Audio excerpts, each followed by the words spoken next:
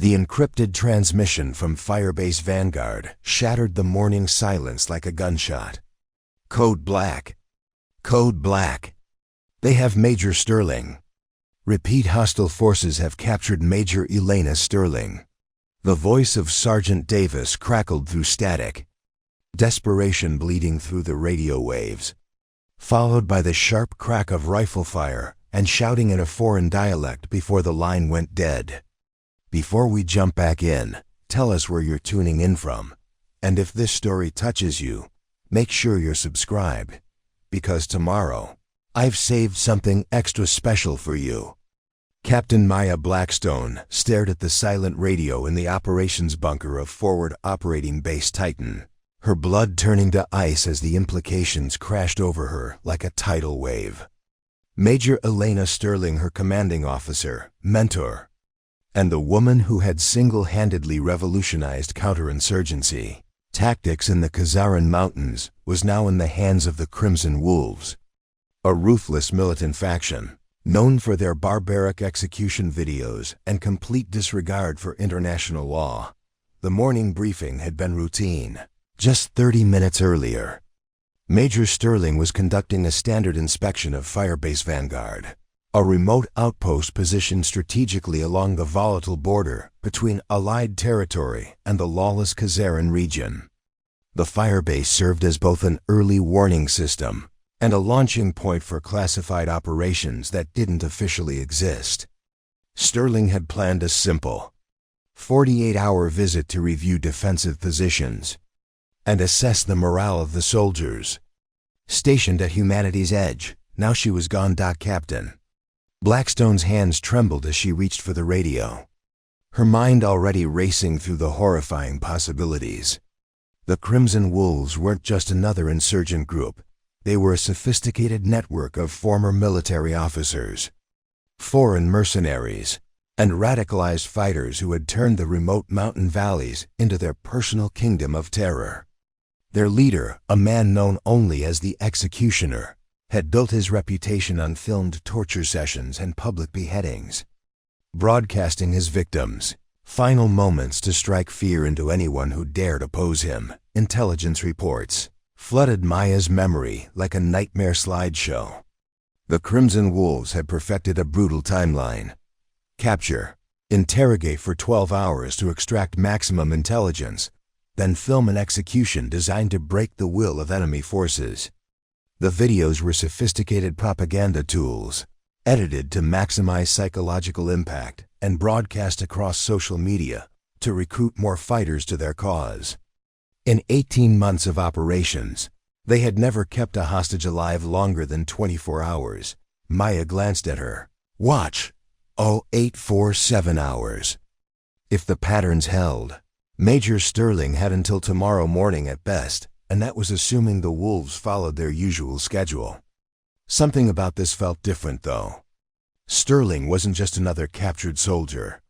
She was the architect of Operation Ironwood, the strategic initiative that had cost the Crimson Wolves nearly half their territory and hundreds of fighters over the past year. The Executioner had a personal vendetta against the woman who had systematically dismantled his network. The tactical situation was a nightmare wrapped in impossibility. Firebase Vanguard sat 15 kilometers inside contested territory, accessible only by mountain roads that were heavily monitored and frequently mined.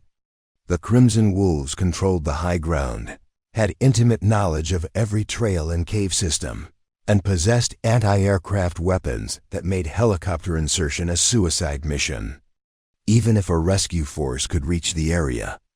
Intelligence suggested the Wolves had moved Sterling to their primary stronghold, a fortified compound built into the mountainside that had withstood 3 previous assault attempts by special forces units. Maya's superior, Colonel Harrison Webb, was already mobilizing the standard response. Contact Regional Command. Request special operations assets. Coordinate with intelligence agencies. And develop a comprehensive assault plan. It was textbook hostage recovery protocol, designed by committees and refined through decades of military doctrine. It was also guaranteed to take a minimum of 18 hours to execute 6 hours longer than Major Sterling was likely to survive. The radio crackled to life as Colonel Webb's voice filled the bunker. "All stations, this is Titan Actual. We have a code black situation. I want every available asset redirected to hostage recovery operations. Contact Bagram, get me a direct line to SOCOM, and prep the situation room for emergency planning.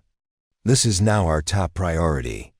Maya listened to the flurry of activity that followed, staff officers coordinating with higher headquarters, intelligence analysts pulling satellite imagery, communications specialists establishing secure channels with special operations units 300 miles away.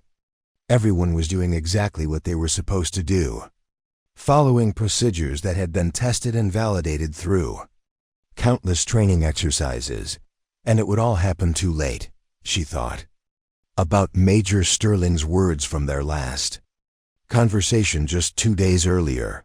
"Maya, the difference between good officers and great ones isn't following the playbook. It's knowing when to throw it away and trust your instincts. Sometimes the right choice is the one that looks impossible on paper." Those words echoed in Maya's mind as she studied the tactical map mounted on the bunker wall. 15 kilometers of hostile territory, an unknown number of enemy fighters, a fortified position that had defeated multiple special operations raids, weather conditions that grounded air support, terrain that channeled ground forces into kill zones. The mathematics of conventional rescue were simple and brutal.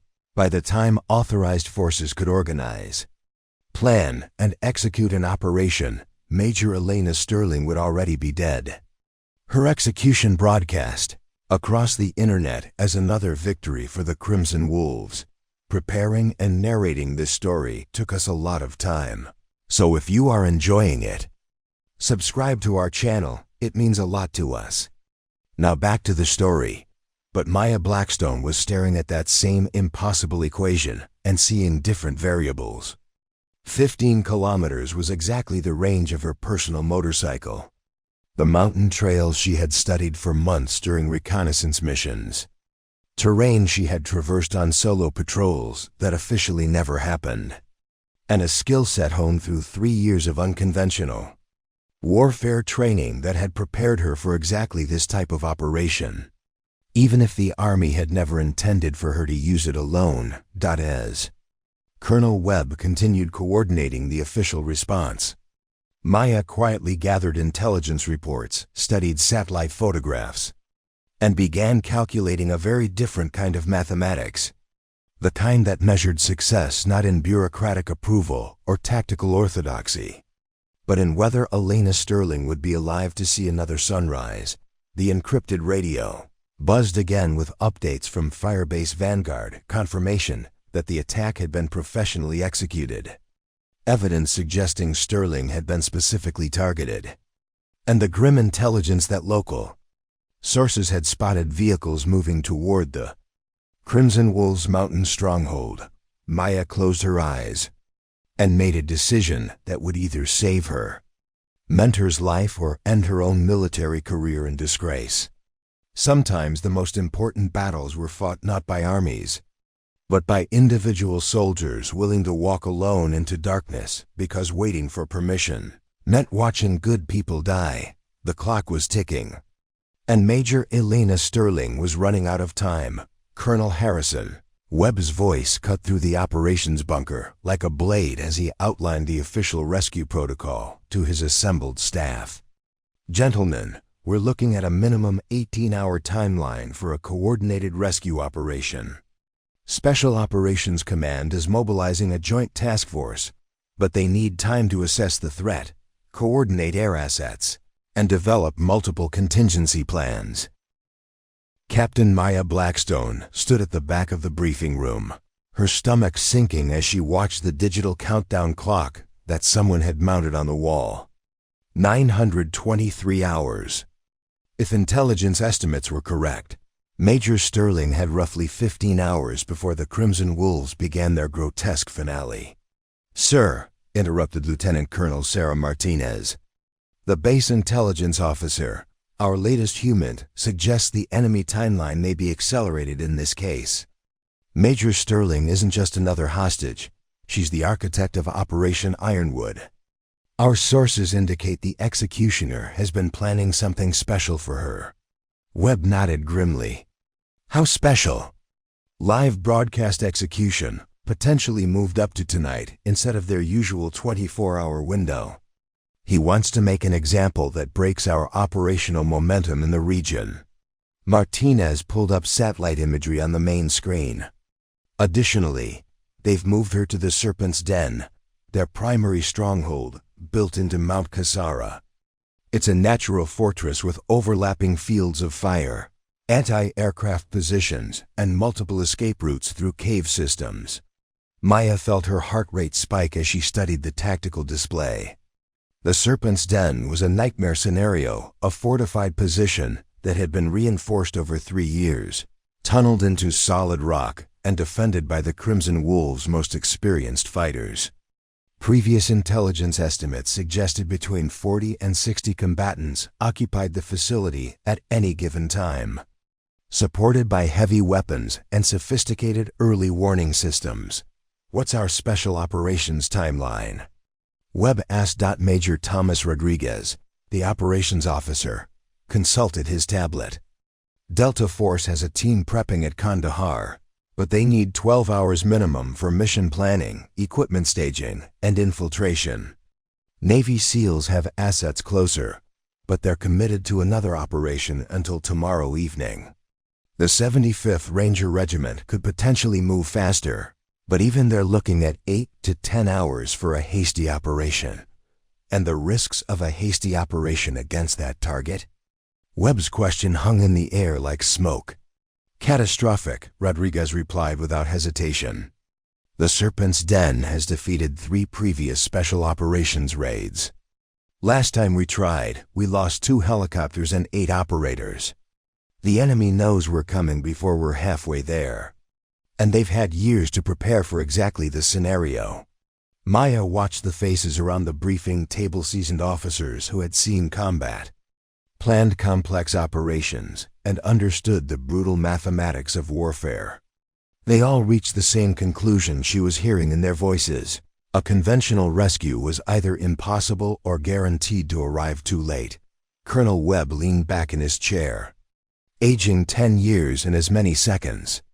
So we're looking at an 18-hour timeline to execute an operation that has a low probability of success, against an enemy who plans to execute our officer in 12 hours or less. That's the assessment, sir, Martinez confirmed. There are no good options here. What about negotiation? Asked Captain Reynolds from the intelligence section. The Crimson Wolves have accepted prisoner exchanges before. Webb shook his head. Not with Major Sterling.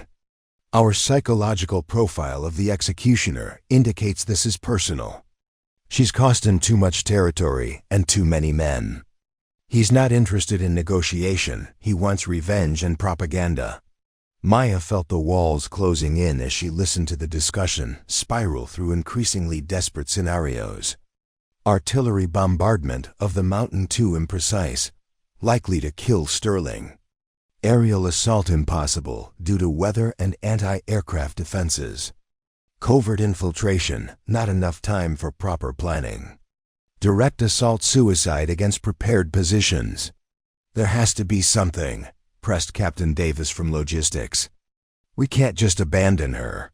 We're not abandoning anyone, Webb replied firmly. But we have to be realistic about our capabilities versus the enemy's advantages. Sometimes the mission parameters simply don't allow for success. Maya bit her tongue to keep from speaking. She had studied the terrain around Mount Kazaran for months during her reconnaissance duties. She knew the mountain trails that didn't appear on official maps, the seasonal water sources that could provide concealment, and the local population's movement patterns. More importantly, she understood something the briefing room full of staff officers didn't. Sometimes one person moving alone could accomplish what entire units couldn't. Sir, ventured Major Rodriguez, what if we consider an unconventional approach? Single operator, minimal footprint, focused on extraction rather than destruction? Webb's expression darkened. Absolutely not. I will not send one soldier against 40 to 60 enemy combatants in a fortified position. That's not tactics, that's murder disguised as heroism. But if the operator volunteered, Rodriguez began. The answer is no, Webb cut him off. We follow doctrine for a reason. Individual heroics get people killed, and I won't authorize a suicide mission disguised as a rescue attempt. Maya felt something cold settle in her stomach as she realized the conversation was over. The official channels had reached their conclusion. Major Elena Sterling was beyond help. They would continue planning their 18-hour rescue operation, knowing it would arrive to find either a corpse or an empty compound. They would follow proper procedures, document their decision-making process, and explain to Sterling's family that everything possible had been done within acceptable risk parameters. The meeting dissolved into smaller, planning groups, each tasked with developing aspects of the official rescue plan. Maya stood in the corner, watching experienced officers design an operation they all knew would fail. Constrained by regulations that prioritized institutional liability over individual lives. As the briefing room emptied, Maya remained behind, staring at the tactical display of Mount Kasara. The fortress looked impregnable on screen layers of defensive positions, interlocking fields of fire, and terrain that favored defenders. But she had been there. She had observed the patterns of sentry movement, identified the blind spots in their surveillance network, and mapped the approach routes that avoided their early warning systems. The mathematics were stark and unforgiving. An official rescue operation required authorization, coordination, overwhelming force, and time, none of which were available. But a single operator with intimate knowledge of the terrain, moving under darkness with nothing to lose, might reach the serpent's den before the executioner's timeline expired. Maya pulled out her personal tablet and began reviewing intelligence files she wasn't supposed to have access to. Guard rotation schedules, weapon placement diagrams, structural assessments of the cave system, personnel movement patterns, the kind of tactical intelligence that special operations units spent weeks gathering before attempting an assault. She already had it all. Collected during months of patient observation from mountain peaks that officially didn't exist on any patrol route. The question wasn't whether she could reach Major Sterling before the execution deadline. The question was whether she could live with watching the woman who had mentored her die while she stood by and followed orders outside the bunker. The official rescue operation was gathering momentum with the methodical precision of military bureaucracy. Phone calls to higher headquarters, equipment requisitions, personnel notifications, all the machinery of authorized action grinding forward toward an outcome everyone knew would be too late. Maya looked at her watch. 0955 hours. Major Sterling had 14 hours to live, and the only plan with any chance of success was the one Colonel Webb had explicitly forbidden. Sometimes the choice between right and authorized became a choice between conscience and career. Captain Maya Blackstone wasn't supposed to be here. 3 years ago, when she first arrived at the Kazaran Regional Operations Center as a freshly minted second lieutenant, the conventional wisdom was clear. Women didn't belong in forward combat roles, especially not in the lawless mountain territories where firefights erupted without warning, and survival depended on split-second decisions under extreme stress. Maya had grown up in the shadow of Mount McKinley in Alaska, where her father ran a wilderness survival school for extreme environment specialists. By age 12, she could navigate whiteout conditions using dead reckoning, survive sub-zero temperatures with minimal equipment, and move through hostile terrain without leaving traces.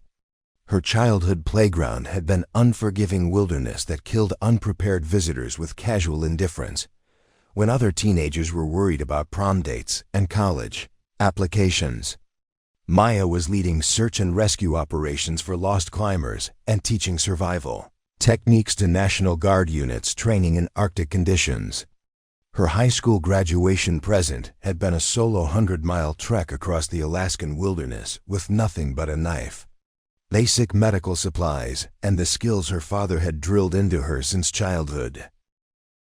The Army had recruited her through a specialized program designed to identify candidates with exceptional aptitude for unconventional warfare.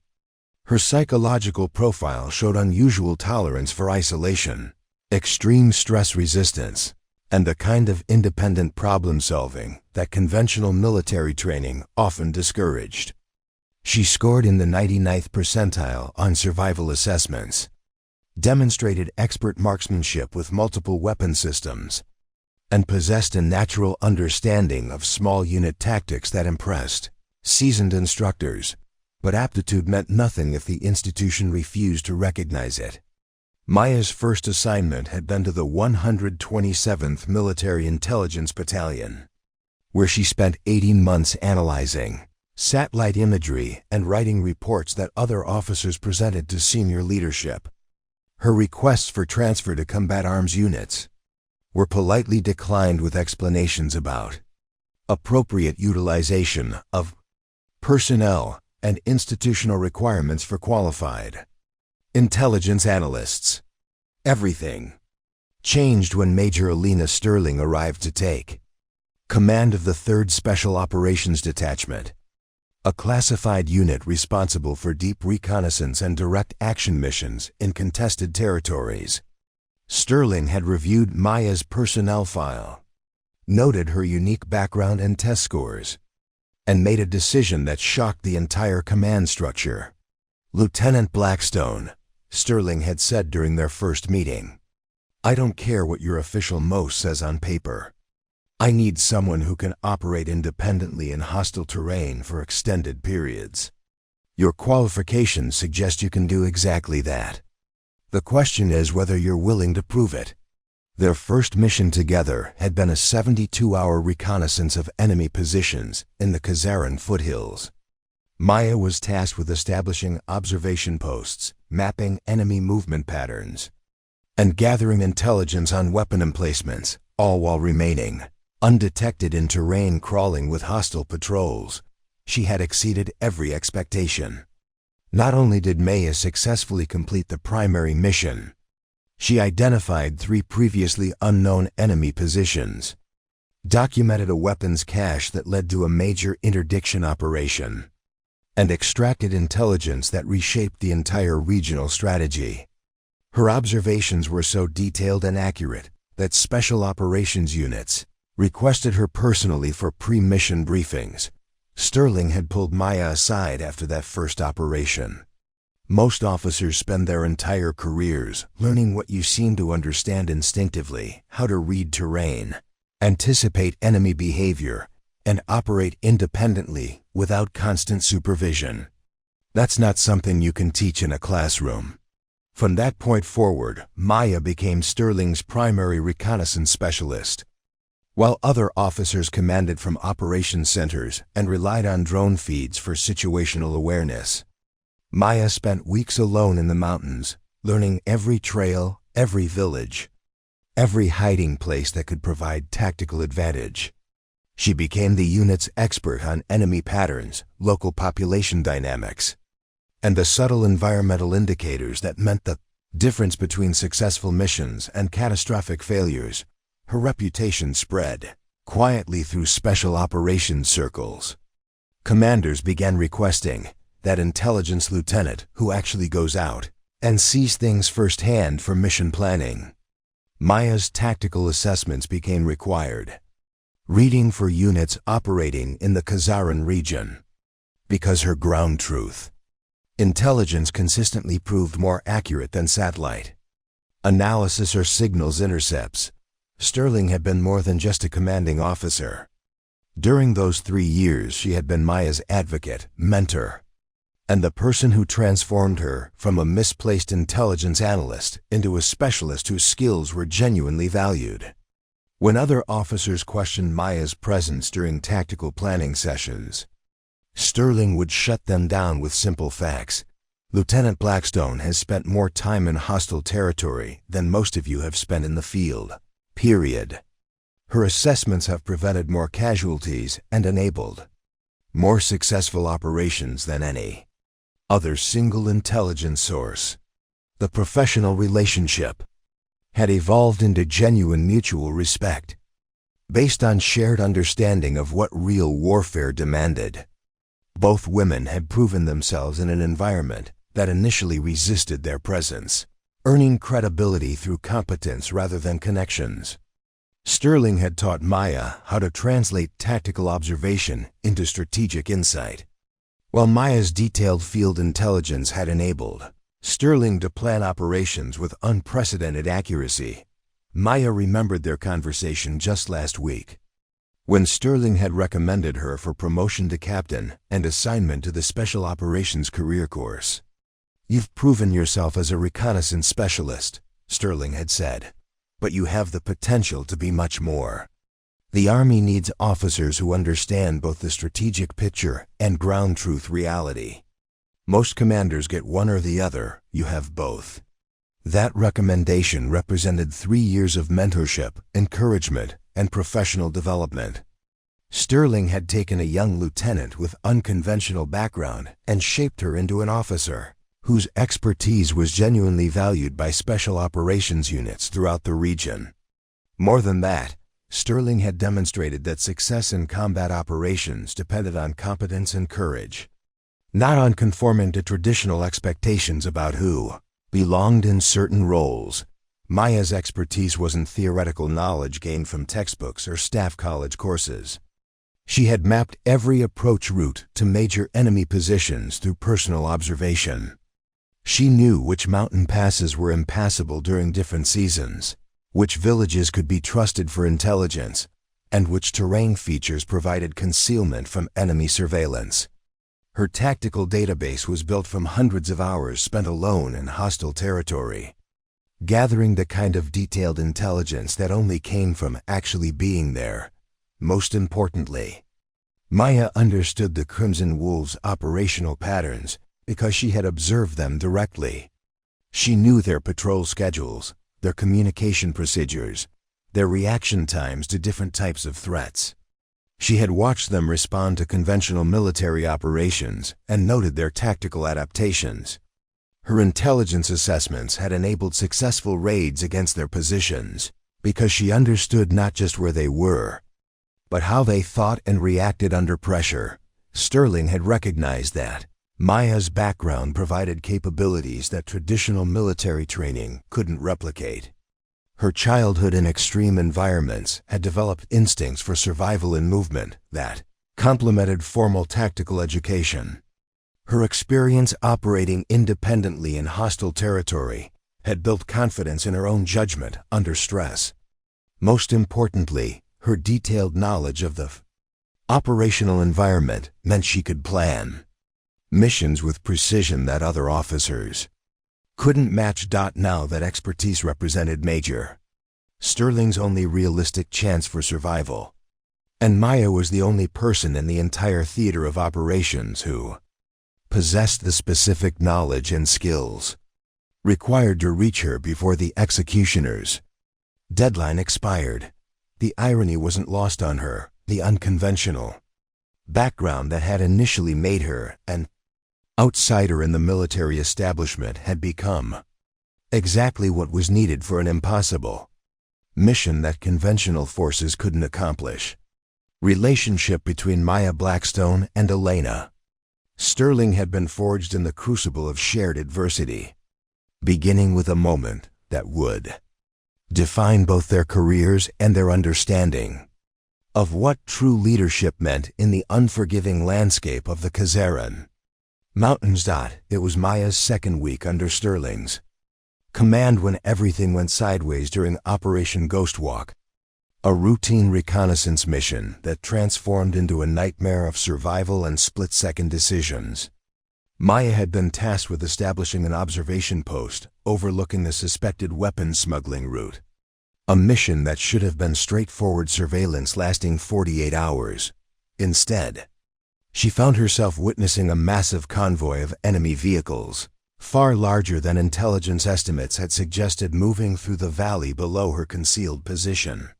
As Maya counted trucks, identified weapon systems, and documented personnel numbers that contradicted every briefing she'd received, she realized the enemy wasn't just smuggling weapons. They were repositioning an entire company-sized element for a major, offensive operation that would hit American positions within hours. The tactical situation presented an impossible choice. Maya could maintain her concealed position and continue gathering intelligence, following standard reconnaissance protocols that emphasized remaining undetected at all costs. Or she could break concealment to warn friendly forces, sacrificing her mission and likely her life to prevent a devastating surprise attack. Maya had chosen to break protocol. She transmitted detailed intelligence on enemy strength, composition, and movement routes, then repositioned to continue observation despite knowing her radio transmission had likely compromised her location. Within minutes, enemy patrols were searching the hillsides, hunting for the observer who had exposed their operation.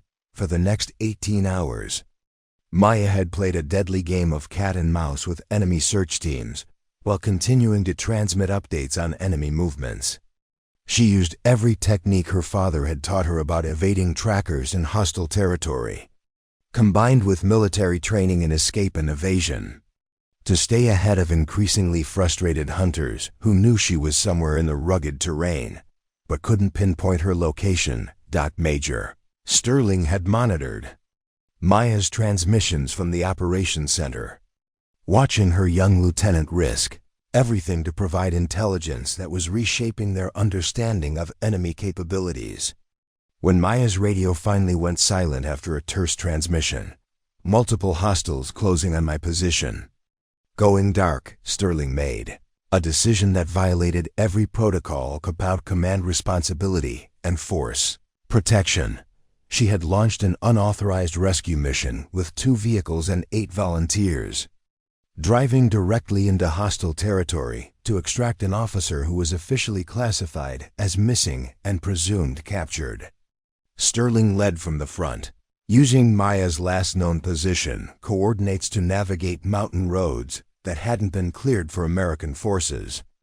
Knowing that every minute of delay reduced the chances of finding Maya alive, they had found her 3 kilometers from her original position. Wounded but still mobile, still evading enemy patrols with methodical precision, despite having been hunted for nearly a day. Maya's intelligence had enabled friendly forces to reposition and prepare for the enemy offensive, turning what should have been a devastating surprise attack into a crushing defeat for the Crimson Wolves. More importantly, the rescue had demonstrated something profound about Sterling's leadership philosophy. While other commanders calculated risks and consulted regulations, Sterling focused on a simpler principle: you don't abandon your people, regardless of what the manual says about acceptable losses and tactical priorities.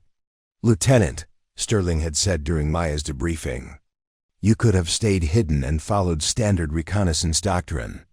Instead, you chose to risk your life to save other soldiers you'll probably never meet. That's not just good intelligence. That's the kind of moral courage that makes the difference between competent officers and exceptional leaders." That mission had established the foundation of their professional relationship: mutual respect based on demonstrated willingness to sacrifice personal safety for mission success and the welfare of others. Sterling had shown Maya that true leadership meant accepting personal risk to protect subordinates, while Maya had proven she possessed the moral courage to make difficult decisions under extreme pressure. Their bond had deepened through 2 subsequent deployments, each presenting challenges that tested both officers' abilities and character. Sterling had taught Maya how to translate tactical observations into strategic insights, sharing lessons learned through 15 years of special operations experience. Maya's detailed field intelligence had enabled Sterling to plan operations with unprecedented precision, creating a feedback loop of success that enhanced both officers' reputations within special operations circles more than professional mentorship. Sterling had become the closest thing to family Maya had found in the military. Maya's parents had been killed in a climbing accident during her second year of service, leaving her without the support network that sustained most officers through the challenges of military life. Sterling had filled that void, providing guidance not just on tactical matters but on navigating the complex politics of military advancement and maintaining personal integrity within institutional pressures. Sterling had been present during Maya's promotion ceremony to first lieutenant, her selection for advanced training courses, and her acceptance into the Special Operations Career Program. Each achievement had been celebrated quietly but meaningfully, with Sterling taking genuine pride in Maya's professional development. When Maya struggled with self-doubt during particularly challenging assignments, Sterling provided the encouragement and perspective that enabled her to persevere. The relationship wasn't one-sided. Maya's expertise in terrain analysis and enemy pattern recognition had enhanced Sterling's operational planning capabilities, while her willingness to undertake high-risk reconnaissance missions had provided intelligence that enabled several major tactical successes. Sterling often said that Maya's detailed field observations were worth more than entire intelligence battalions, because they reflected ground truth reality rather than theoretical assessments. Their partnership had evolved into the kind of professional symbiosis that made both officers more effective than they would have been individually. Sterling's strategic vision, combined with Maya's tactical precision, created a planning capability that special operations units throughout the region specifically requested for complex missions. They had become known as a team whose assessments could be trusted absolutely because they were based on proven competence rather than theoretical models. Maya remembered Sterling's words from just 2 weeks earlier. During a quiet moment after a successful operation that had neutralized a major enemy weapons cache, the Army teaches officers to follow doctrine and minimize risk. But sometimes the mission requires accepting personal danger to achieve objectives that matter more than individual survival. The key is knowing the difference between necessary risk and reckless heroism. That conversation had taken place while they watched sunset from a mountain observation post, discussing leadership philosophy and the moral obligations that came with command responsibility. Sterling had talked about the weight of making decisions that affected other people's lives, and the importance of maintaining perspective about what truly mattered when everything seemed to be falling apart. Maya, Sterling had said, "Someday you'll face a situation where doing the right thing conflicts with following orders. When that happens, remember that regulations exist to serve the mission, not the other way around. Your obligation is to accomplish objectives that protect people and serve larger purposes, even if that means accepting personal consequences." Now those words carried prophetic weight as Maya faced exactly the kind of moral dilemma Sterling had described. The woman who had mentored her, protected her, and shaped her understanding of military service was trapped behind enemy lines with a countdown timer measuring her remaining life in hours rather than days.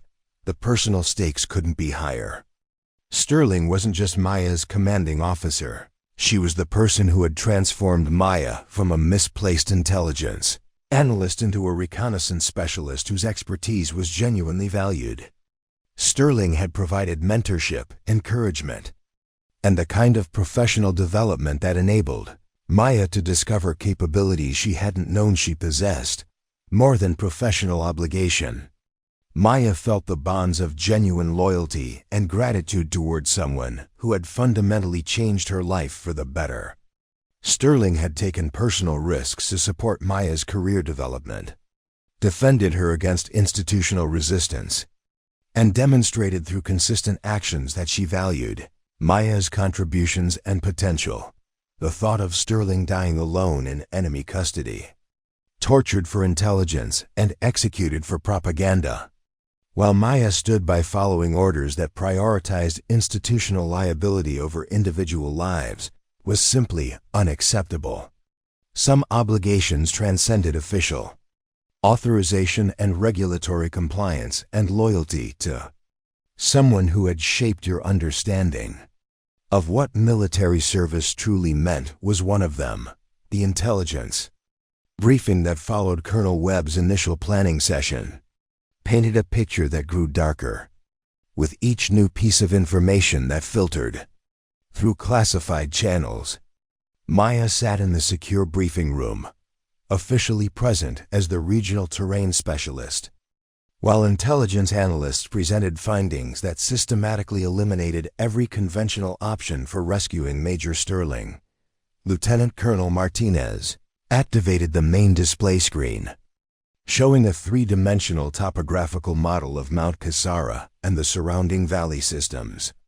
Current intelligence places Major Sterling in the Serpent's Den complex. Here, she indicated a position carved directly into the mountainside, approximately 2/3 of the way up the eastern face. This facility represents 3 years of engineering effort by the Crimson Wolves, designed specifically to withstand military assault. The complex itself defied conventional military logic. Rather than building defensive positions that could be targeted by airstrikes or artillery, the Crimson Wolves had excavated a series of interconnected chambers directly into solid rock, creating a fortress that was virtually immune to external bombardment. The main entrance was protected by overlapping fields of fire from concealed positions, while secondary exits emerged at various points along the mountain face, providing multiple escape routes through terrain that channeled attacking forces into predetermined kill zones. Our latest satellite imagery shows significant defensive improvements since the last special operations raid 6 months ago. Martinez continued, highlighting various positions on the display. They've added at least 4 new machine gun positions here, and here, with interlocking fields of fire covering all approach routes. Additionally, we've identified anti-aircraft missile positions at these locations, making helicopter insertion or extraction extremely hazardous. Captain Reynolds from the intelligence section added grim details about enemy capabilities. Signal intercepts suggest between 40 and 60 fighters currently occupy the facility, including several foreign advisors with advanced military training. They're equipped with modern weapon systems, night vision equipment, and sophisticated communications gear that rivals our own capabilities. Maya studied the tactical display while maintaining the appearance of dispassionate professional analysis. Every piece of new intelligence reinforced her understanding of why conventional forces couldn't succeed against this target. The Serpent's Den wasn't just a fortress. It was a specifically engineered death trap designed to defeat exactly the kind of large-scale assault that military doctrine prescribed. For hostage rescue operations, the terrain analysis was particularly sobering. Mount Kazaran rose nearly 3,000 meters above the surrounding valleys, its slopes covered with loose scree that made silent movement virtually impossible and provided no concealment from observation posts positioned along the ridgelines. The single road leading to the complex serpentined through a series of switchbacks that were easily defended and impossible to bypass, while the surrounding helicopter landing zones were all within range of enemy anti-aircraft systems. Weather conditions compound our challenges, added Major Rodriguez, consulting meteorological reports. Current cloud cover is at 2,000 meters, which eliminates close air support options. Wind speeds at altitude make precision helicopter operations extremely dangerous. And we're looking at potential snowfall within the next 18 hours that will further reduce visibility and mobility. Colonel Webb absorbed the briefing with the expression of a commander watching his options evaporate one by one. What about the timeline for enemy actions? Do we have any updated intelligence on their intentions regarding Major Sterling? Martinez pulled up intercepted communications that had been partially decoded by signals intelligence specialists. "The news isn't encouraging, sir. Our intercept suggests the executioner plans to accelerate his usual timeline. Instead of the standard 24-hour interrogation period, he's planning a live-streamed execution beginning at sunset today, approximately 12 hours from now." The briefing room fell silent as the implications settled over the assembled officers. 12 hours wasn't enough time for any conventional rescue operation, regardless of the tactical challenges presented by the target itself. Even the most optimistic timelines for special operations deployment required 14 to 16 hours for mission planning, rehearsal, and execution against a target of this complexity. Furthermore, Martinez continued, intercepted communications suggest this execution will be different from previous Crimson Wolves propaganda operations. The executioner apparently blames Major Sterling personally for recent operational setbacks that cost his organization significant territory and resources. He's planning an extended torture session designed to break her psychologically before the final execution, with the entire process broadcast to maximize propaganda impact. Maya felt her stomach clench as she processed what that meant. Sterling wouldn't just be killed, she would be systematically tortured while enemy cameras recorded every moment of suffering for distribution across social media platforms. The executioner would use Sterling's pain as a recruitment tool, demonstrating to potential fighters that American military personnel could be captured, broken, and humiliated with impunity. Captain Davis raised the question everyone was thinking, but nobody wanted to voice. "Sir, given these constraints, are we looking at a situation where rescue simply isn't feasible? The tactical mathematics don't seem to support any realistic possibility of success." Webb's response was measured but carried the weight of command responsibility. "We continue planning for every available option until special operations assets arrive and assume tactical control. Our obligation is to provide those forces with the most comprehensive intelligence package possible, even if the timeline constraints limit their operational flexibility." Maya recognized the careful language of institutional liability management. Webb was ensuring that every required procedure was followed, every regulation observed, every decision properly documented for post-mission analysis. When investigators reviewed Major Sterling's death, they would find evidence of appropriate command response within acceptable risk parameters. The fact that appropriate responses were inadequate to the tactical situation was a separate issue that fell outside institutional responsibility. The briefing continued with detailed analysis of enemy defensive positions, weapon capabilities, and estimated reaction times to various assault scenarios.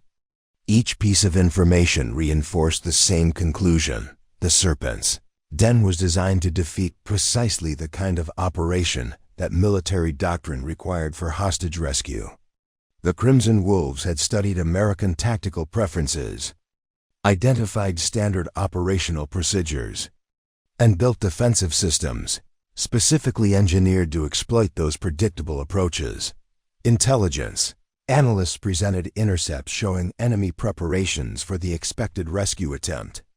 The Crimson Wolves were repositioning additional fighters to reinforce the Serpent's Den, establishing ambush positions along likely approach routes, and coordinating with sympathetic villagers to provide early warning of American military movement.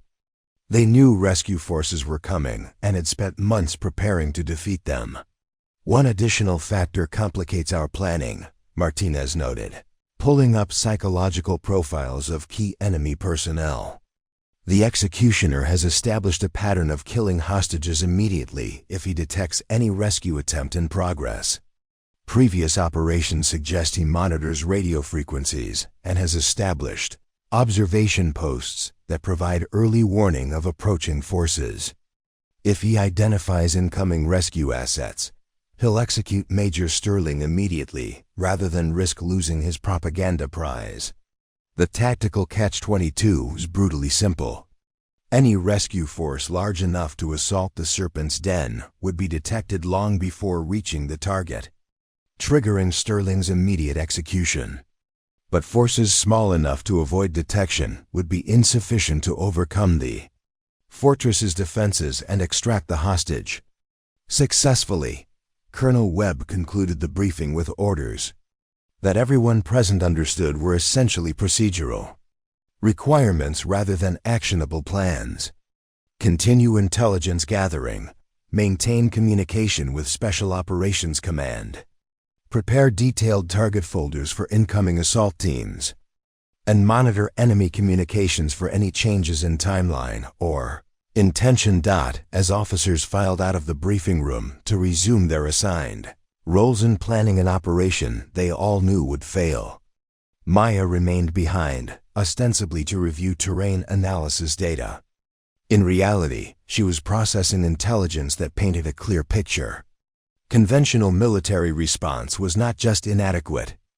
It was guaranteed to result in Sterling's death, regardless of how skillfully it was executed. The system's limitations weren't failures of leadership or competence.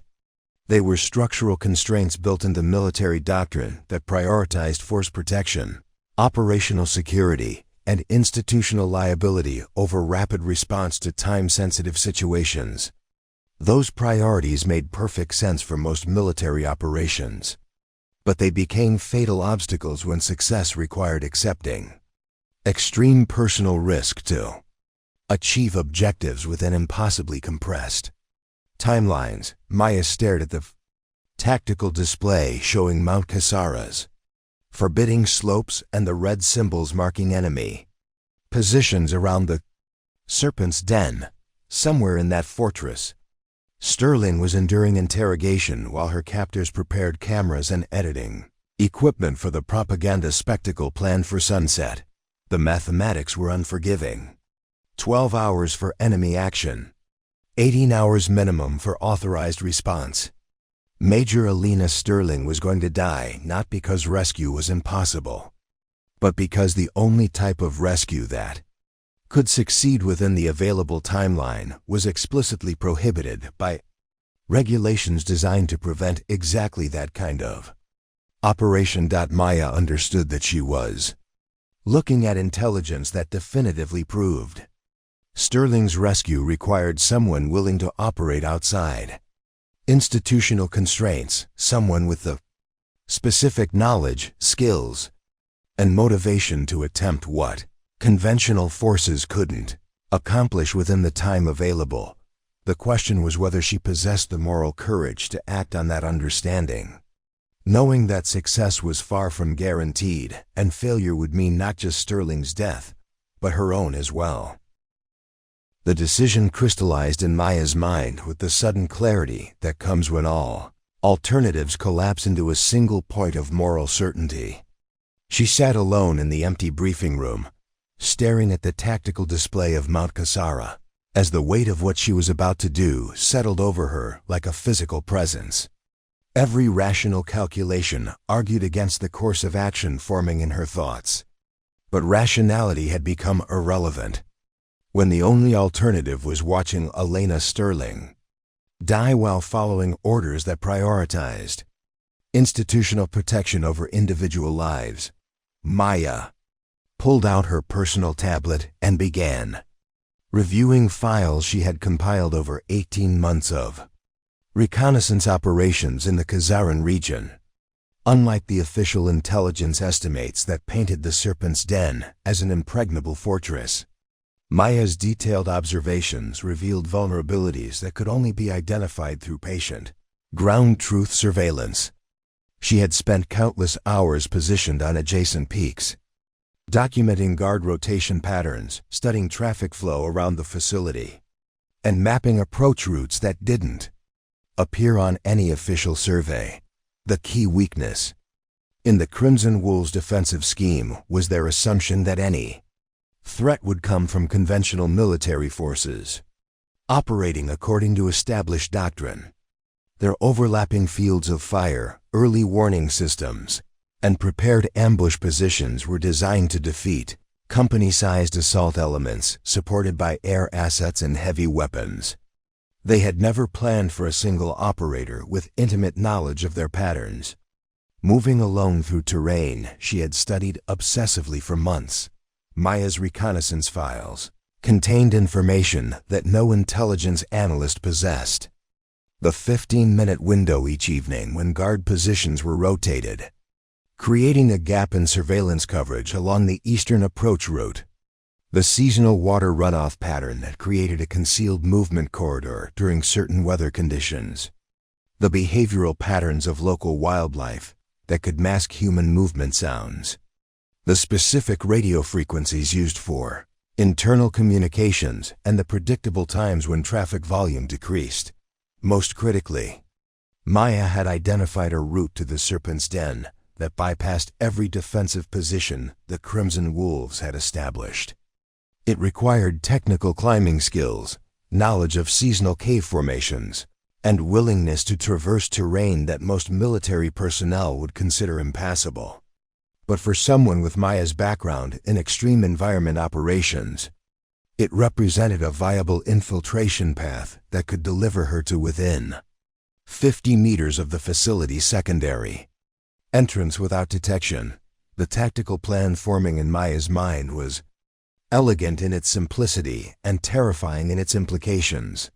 She would leave Fort Titan at 1400 hours under the pretense of conducting a routine equipment check at Observation Post Charlie, an unmanned position that provided early warning coverage for the base perimeter. The OPI was positioned along her intended route of movement, giving her a plausible explanation for being in that area while providing access to additional equipment caches she had pre-positioned during previous operations.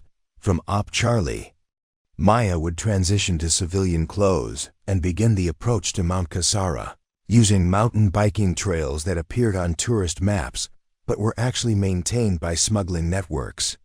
Local population movement patterns indicated these routes were considered safe passage by non-combatants, meaning they were unlikely to be heavily patrolled by Crimson Wolves, fighters who focused their attention on roads capable of supporting military vehicles. The infiltration itself would require approximately 6 hours of careful movement, timing her arrival at the target for 20-30 hours when guard rotations created optimal conditions for undetected approach. Maya had memorized the internal layout of the Serpent's Den from architectural drawings captured during a previous raid, cross-referenced with observations of personnel movement patterns that revealed which areas were occupied at different times. Her extraction plan was brutally simple: fight their way out. Maya couldn't rely on stealth for egress because Sterling's absence would be discovered quickly, triggering immediate pursuit. Instead, she would use the confusion of the initial escape to reach a pre-positioned motorcycle hidden 3 kilometers from the target, then execute a high-speed run to friendly territory before enemy forces could coordinate an effective pursuit. The equipment requirements for her unauthorized mission presented the first major challenge. Maya needed weapons, ammunition, specialized climbing gear, medical supplies, and communication equipment, all of which required authorization and documentation under normal circumstances.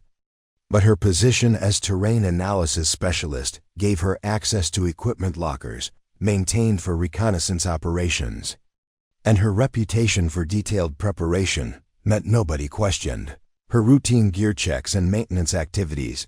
Maya began a careful inventory of available resources, selecting equipment that would support her mission without creating obvious gaps that might trigger questions.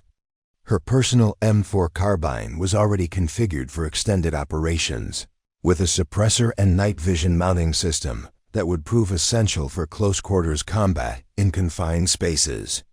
She would need additional ammunition enough for prolonged firefight without being so much that its absence would be noticed during routine inventory checks. The climbing gear presented fewer problems since it was considered specialized equipment that only she and 2 other personnel were qualified to maintain. Maya could justify signing out technical climbing hardware under the pretense of conducting training for newly assigned reconnaissance personnel, a program she had been tasked with developing over the past month. Medical supplies required more creativity. Maya couldn't requisition a full trauma kit without generating documentation that would be reviewed later, but she could assemble equivalent capabilities by drawing individual items from multiple sources. Emergency medical training required periodic hands-on practice with actual supplies, giving her cover for acquiring morphine, antibiotics, hemostatic agents, and surgical supplies that would be essential if Sterling had been injured during captivity. The most critical equipment was also the most difficult to acquire. Reliable communication gear that would allow her to coordinate extraction with friendly forces if the mission succeeded. Maya's standard radio equipment was designed for short-range tactical communication, but she would need capability to reach Fort Titan from Mount Kazaran to request emergency medical evacuation and air support during egress. The solution came from her extensive network of relationships with special operations personnel who had worked with her during previous missions. Staff Sergeant Rodriguez from the 7th Special Forces Group owed Maya a significant favor. Her intelligence had prevented his team from walking into an ambush that would have killed half his unit. When Maya approached him about borrowing a long-range communication system for enhanced reconnaissance training, Rodriguez didn't ask questions that he didn't want answered. "Captain, you didn't get this from me," Rodriguez said as he handed over a satellite communication device capable of encrypted transmission anywhere in the regional theater. "And whatever you're planning, be careful. Some favors are too dangerous to cash in."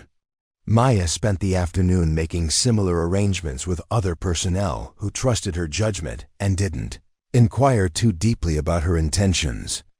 Spare ammunition from training allocations, additional medical supplies from various sources, specialized equipment that could be justified for legitimate purposes but would serve her unauthorized mission. By 1330 hours, Maya had assembled everything required for a solo infiltration operation against the most heavily defended enemy position in the region.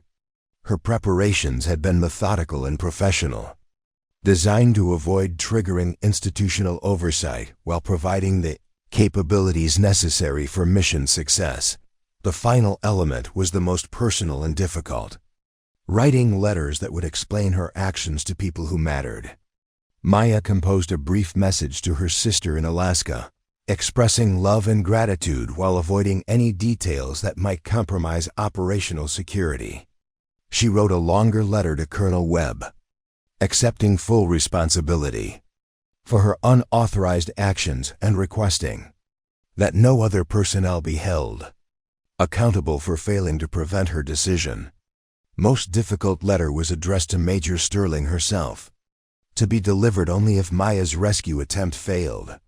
In it, she explained that she couldn't live with following orders that would result in Sterling's death when she possessed the knowledge and capability to attempt rescue, regardless of the personal consequences.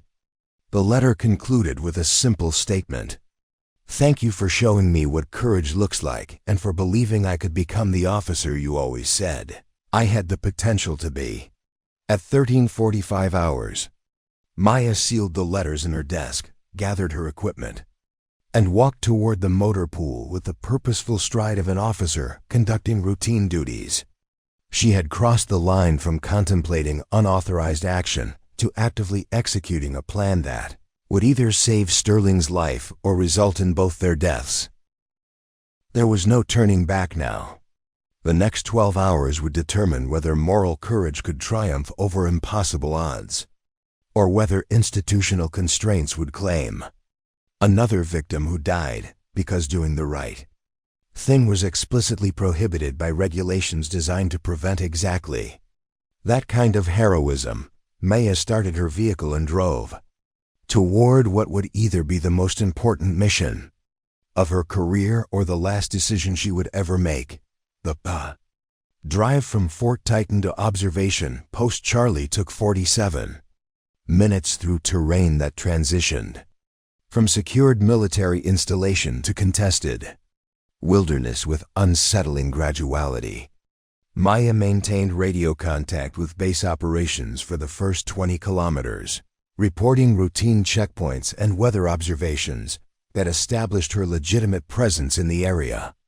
Her vehicle's GPS tracker would show a normal patrol route to the observation post, providing cover for the first phase of her unauthorized mission, observation. Post Charlie sat on a ridge overlooking the Kazaran Valley, officially designated as an unmanned electronic surveillance station, but actually serving as a forward equipment cache for reconnaissance operations.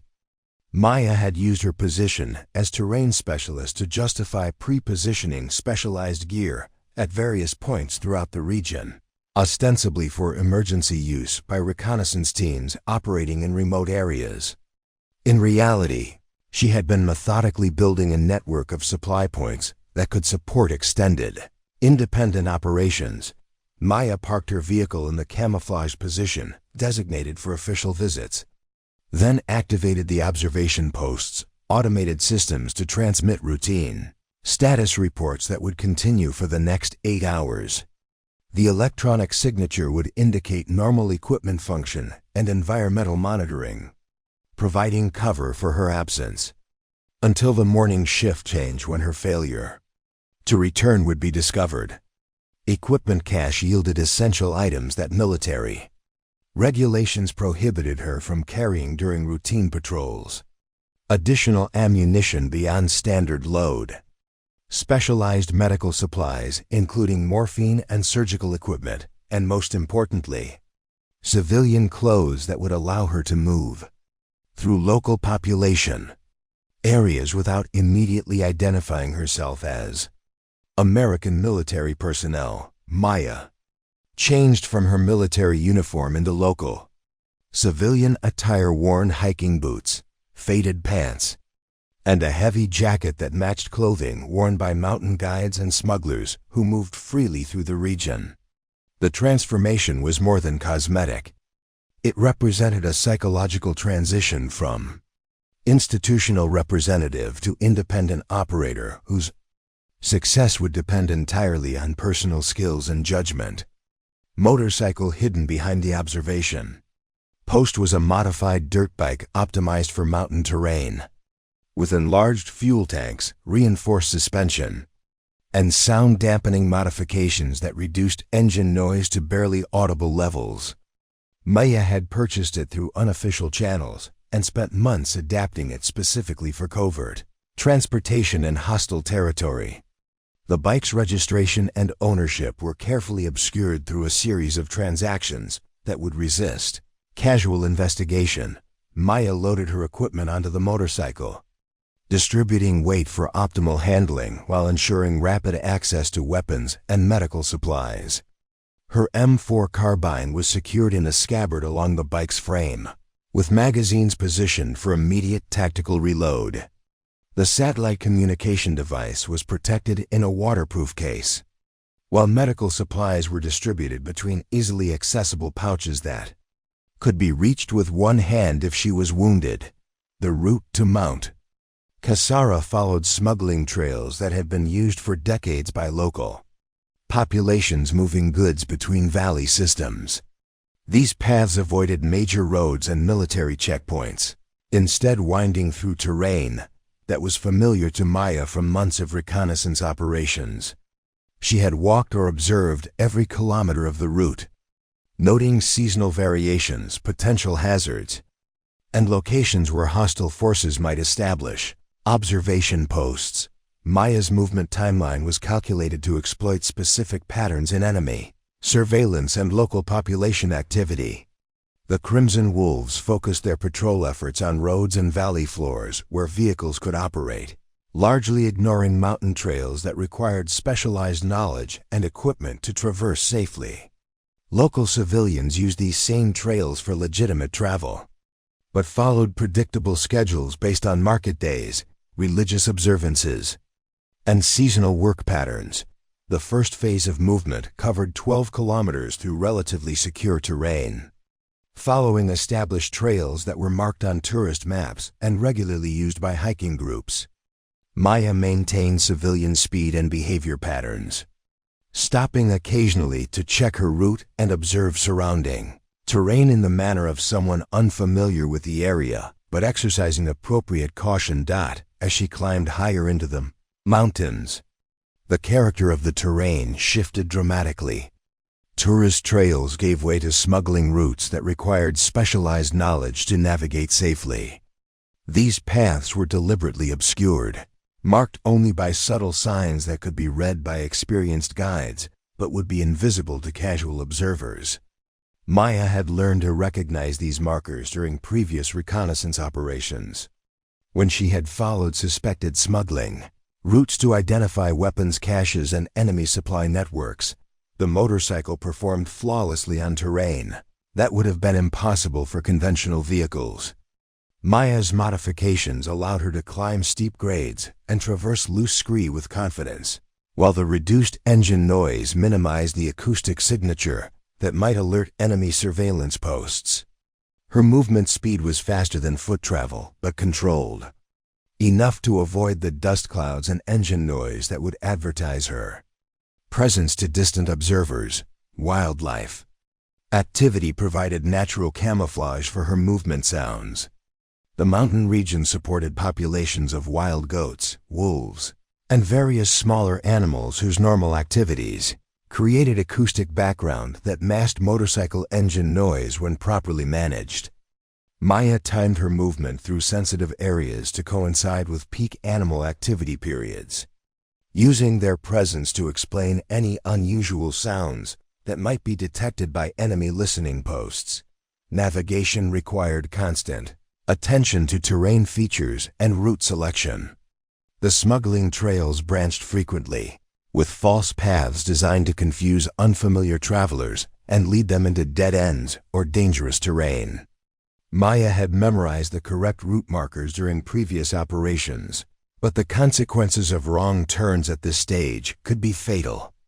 A single navigation error could lead her into prepared ambush sites or impassable terrain that would consume precious time while Sterling's execution deadline approached. Weather conditions remained stable but challenging.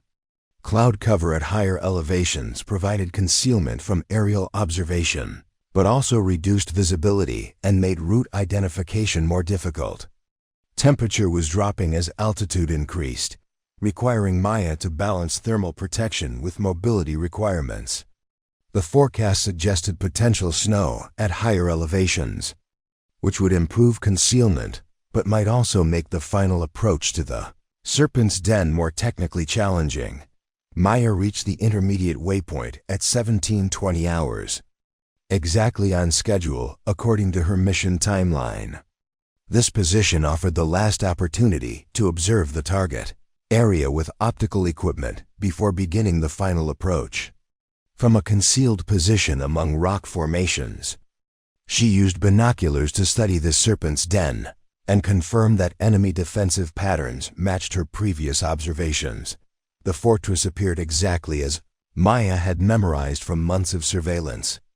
Guard positions were occupied according to predictable rotations, with sentries focused on approach routes that conventional forces would be forced to use.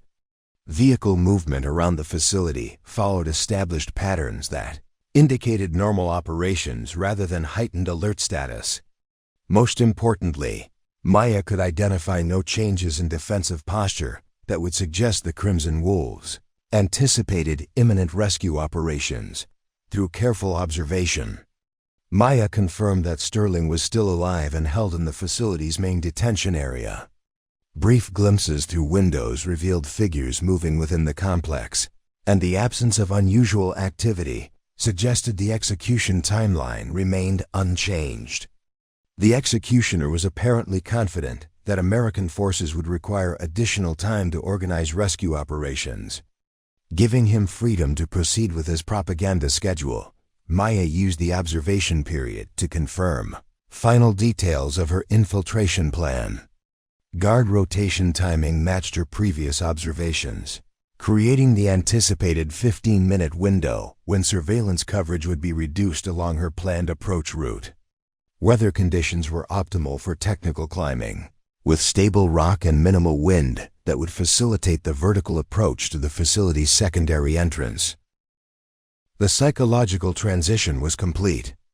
Maya was no longer Captain Blackstone, operating under military authority and institutional support. She had become an independent operator whose success would depend entirely on personal competence, equipment reliability, and tactical decisions made in real time under extreme stress. The weight of that responsibility was both terrifying and terrifying, because failure would result in death for both herself and Sterling, but liberating because success required only her own judgment and capabilities rather than coordination with institutional constraints that had already proven inadequate. To the tactical situation, Maya secured her observation equipment, started the motorcycle, and began the final approach to Mount Kazaran. The next 4 hours would determine whether 18 months of preparation and a lifetime of specialized training could overcome defensive systems specifically designed to defeat exactly the kind of operation she was attempting. The sun was setting behind the western peaks as Maya rode toward the most dangerous mission of her career, knowing that success was far from guaranteed, but absolutely certain that the attempt had to be made regardless of personal consequences. Major Elena Sterling's life depended on Maya's willingness to risk everything, on a plan that existed outside every regulation and doctrine she had been taught to follow. The final approach to the Serpent's Den required Maya to abandon the motorcycle and transition to technical climbing across terrain that existed in the gap between possible and impossible. She concealed the bike in a natural rock shelter 2 kilometers from the target, camouflaging it with local vegetation and positioning it for rapid escape if the extraction phase went according to plan. The hiding spot was carefully selected from multiple egress routes, knowing that enemy pursuit would focus on obvious escape paths while potentially overlooking the concealed position. Maya checked her equipment one final time, redistributing weight and ensuring every item was secured for vertical movement. Her assault pack contained ammunition, medical supplies, and the specialized climbing gear required for the technical approach: pitons, carabiners, dynamic rope, and the compact hammer that would allow her to create anchor points in solid rock. The satellite communication device was wrapped in protective foam and positioned where it couldn't be damaged during the climbing. Sequenced. The infiltration route followed a series of natural chimneys and ledge systems that ascended the eastern face of Mount Kazaran through terrain the Crimson Wolves had dismissed as impassable.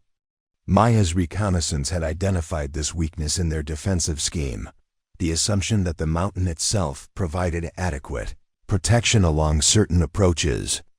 In reality, the rock formations created a climbing route that was challenging but manageable for someone with appropriate skills and equipment.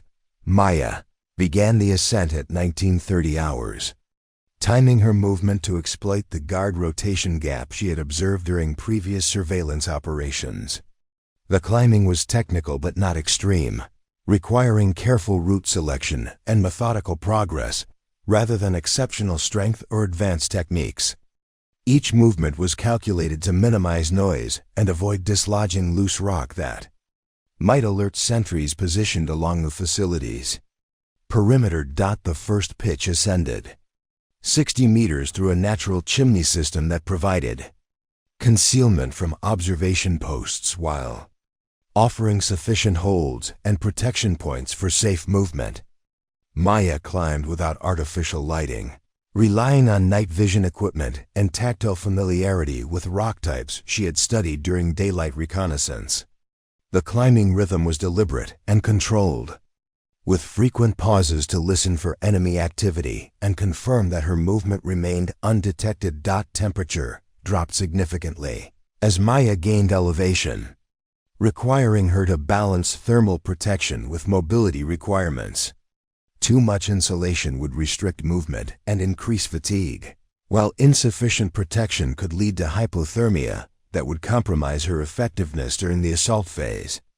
Maya had calculated clothing requirements based on months of high-altitude operations, selecting layers that provided optimal thermal regulation while maintaining tactical flexibility. The second pitch presented the route's most challenging technical section, a traversing sequence across exposed rock that required precise footwork and upper body strength to maintain momentum without creating excessive noise. Maya had practiced similar movements during training operations, but the psychological pressure of knowing that detection would result in immediate death for both herself and Sterling added intensity that no training exercise could replicate. Maya reached the final belay station at 2015 hours, positioning herself 30 meters below the Serpent's dense secondary entrance with 15 minutes remaining before optimal assault timing. She used the interval to conduct final reconnaissance of immediate target area, confirming that guard positions matched her expectations and identifying any changes in phages and defensive posture that might affect her infiltration plan. The facility's secondary entrance was concealed behind a camouflage steel door that appeared designed for emergency evacuation rather than routine access. Maya's architectural analysis suggested it opened into storage areas connected to the main detention complex through a series of corridors that could be navigated without passing directly through guard positions. The entrance was protected by a single sentry whose attention was focused outward toward potential approaches from the valley floor. Maya's assault plan was elegant in its simplicity. Neutralize the sentry silently. Breach the entrance using thermite charges positioned to minimize blast signature. Then move through the facility using suppressed weapons to eliminate resistance systematically while advancing towards Sterling's location. Speed and surprise would compensate for numerical disadvantage, with the enemy's confusion about the source and nature of the attack providing tactical advantage during the initial phases. At exactly 20-30 hours, Maya initiated the assault phase by ascending the final 30 meters to the secondary entrance. The sentry was positioned with his back toward her approach route, scanning the valley below through night vision equipment that limited his peripheral awareness. Maya closed the distance using techniques learned during specialized training for close-quarters combat, moving across rocky terrain without creating sound or visual signatures that would alert her target. The sentry elimination was conducted with clinical precision. Maya approached from his blind spot, using a combat knife to sever the carotid artery and windpipe simultaneously, preventing any vocal alarm while ensuring rapid unconsciousness. The guard collapsed without struggle, his weapon secured before it could clatter against the rocky surface. Maya dragged the body into a concealed position where it wouldn't be discovered during routine patrol checks. Maya positioned thermite charges along the hinges and locking mechanism of the secondary entrance, using minimum quantities required to breach the barrier, without creating excessive blast signature that would alert the facility's main garrison. The charges were configured for simultaneous detonation, with timing designed to create sufficient opening for entry while minimizing the acoustic signature that might attract attention from distant guard positions. The thermite ignited with a brilliant flash followed by the hiss of metal burning through steel hinges.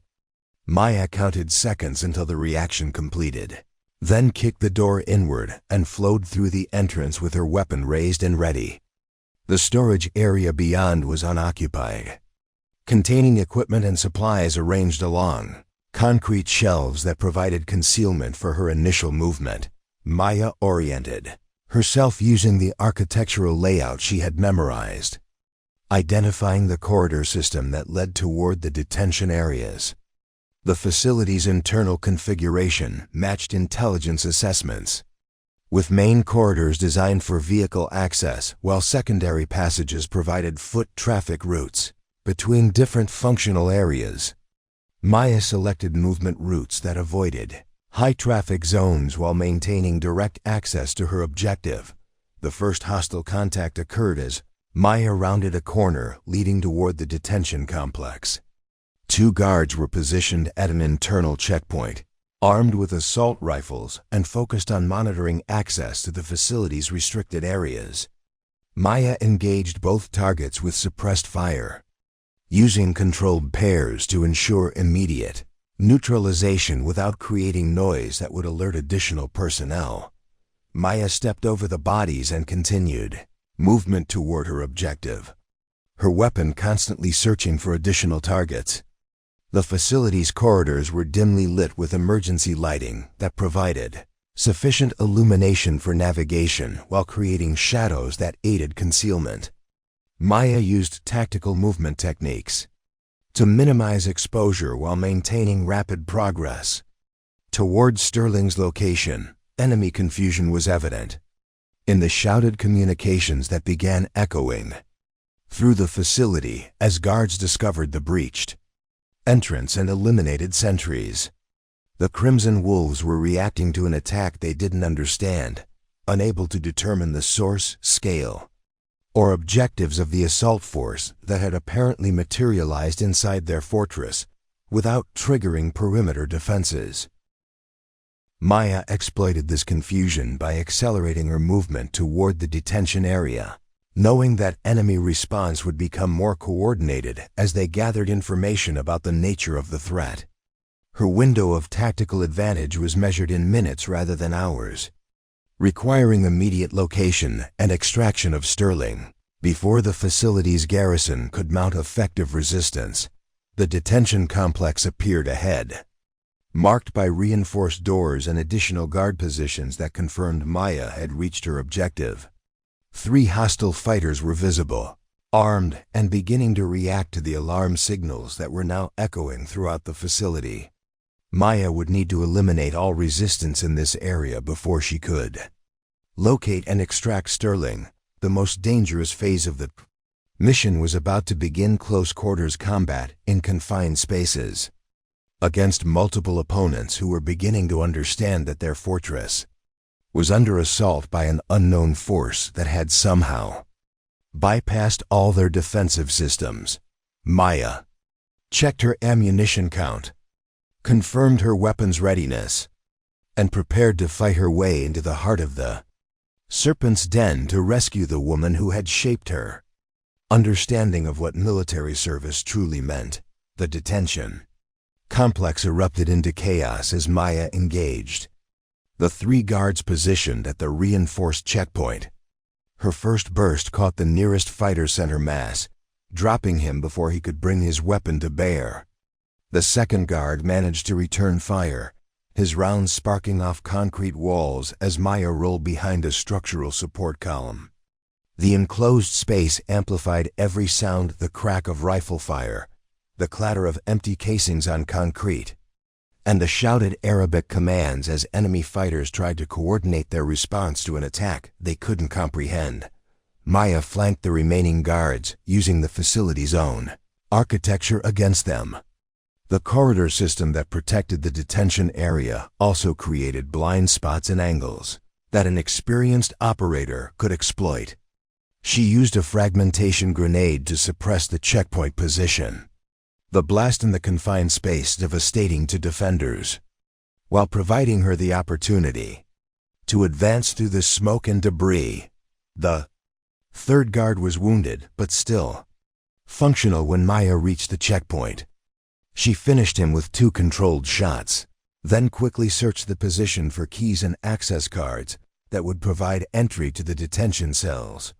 The guards carried electronic key fobs and traditional metal keys, suggesting the facility used redundant security systems to prevent escape attempts. Beyond the checkpoint, Maya found herself in a corridor lined with reinforced steel doors, each marking an individual detention cell. Emergency lighting cast harsh shadows that made identification difficult, But Maya moved systematically from cell to cell, using the keys to check each space. The first 3 cells were empty, showing evidence of recent occupation, but no current prisoners. The 4th cell contained Major Sterling. Maya's heart clenched as she saw her mentor's condition.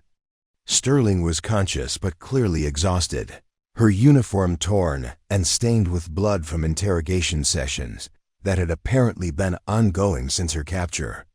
Her hands were secured behind her back with flex cuffs, and her left eye was swollen shut from what appeared to be repeated blunt force trauma. Despite her injuries, Sterling's remaining eye focused immediately on Maya, with the kind of tactical alertness that demonstrated her mental faculties remained intact. "Captain Blackstone," Sterling said, her voice hoarse but steady. "What the hell are you doing here?" "Unauthorized rescue operation, ma'am," Maya replied, cutting Sterling's restraints with her tactical knife. "Can you move under your own power?" Sterling flexed her hands as circulation returned, wincing at the pain but nodding affirmatively. "I'm functional. How many operators did you bring?" "Just me, ma'am." Sterling stared at her for a moment, processing implications that would have seemed impossible under any other circumstances. "You came alone? Into this fortress?" "Yes, ma'am." "We need to move immediately. Enemy response is organizing, and we have limited time before they coordinate effective resistance." Maya helped Sterling to her feet, noting that her mentor favored her left leg, but could bear weight and maintain mobility. The injuries appeared painful but not debilitating, suggesting Sterling retained the physical capability necessary for the extraction phase. Maya handed her a sidearm taken from one of the eliminated guards, ensuring Sterling could contribute to their fighting withdrawal if necessary. The corridor beyond the detention area was filling with enemy voices as Crimson Wolves fighters converged on the area. Maya could distinguish at least 4 separate voices, possibly more, indicating enemy strength was building rapidly as personnel throughout the facility responded to the internal alarm. The advantage of surprise was evaporating as enemy forces began to understand they were dealing with a small assault team rather than a major military operation. "What's the extraction plan?" Sterling asked as Maya led her toward what she hoped was still an uncompromised egress route. "Fight our way out. Reach a motorcycle position 2 kilometers from the facility. Then high-speed run to friendly territory," Maya replied, checking corridor intersections for enemy movement. "It's not sophisticated, but it's the only option that could be executed within the timeline constraints." Sterling processed this information with the tactical understanding that had made her one of the most effective special operations commanders in the theater. Timeline constraints? Intelligence indicated you had 12 hours maximum before execution. Official rescue operations required 18 hours minimum. I had to move independently or watch you die while following proper procedures. The simple mathematics of the situation settled over Sterling as they moved through the facility's corridor system. Maya had calculated the same tactical equation that doomed conventional rescue attempts and reached the only logical conclusion: unauthorized action was preferable to authorized failure. The personal and professional risks Maya had accepted to attempt this mission represented the kind of moral courage that Sterling had tried to instill in junior officers throughout her career. Enemy contact resumed as they approached the facility's main level. 2 fighters appeared at the far end of a corridor, moving toward their position with weapons raised. Maya engaged immediately, her suppressed fire dropping both targets before they could effectively return fire. But the engagement revealed their position to additional enemy personnel, and Maya could hear movement converging from multiple directions as the Crimson Wolves began to coordinate their response. "They're boxing us in," Sterling observed, recognizing the tactical situation developing around them. "How many rounds do you have?" Maya checked her ammunition status while scanning for alternative routes. 4 magazines remaining, plus what's in the weapon. Not enough for a sustained firefight against their full garrison. Sterling nodded, understanding the implications. Then we move fast and avoid engagement where possible. Lead the way, Captain. Maya selected a route that would minimize contact with enemy forces while providing access to the secondary entrance she had used for infiltration.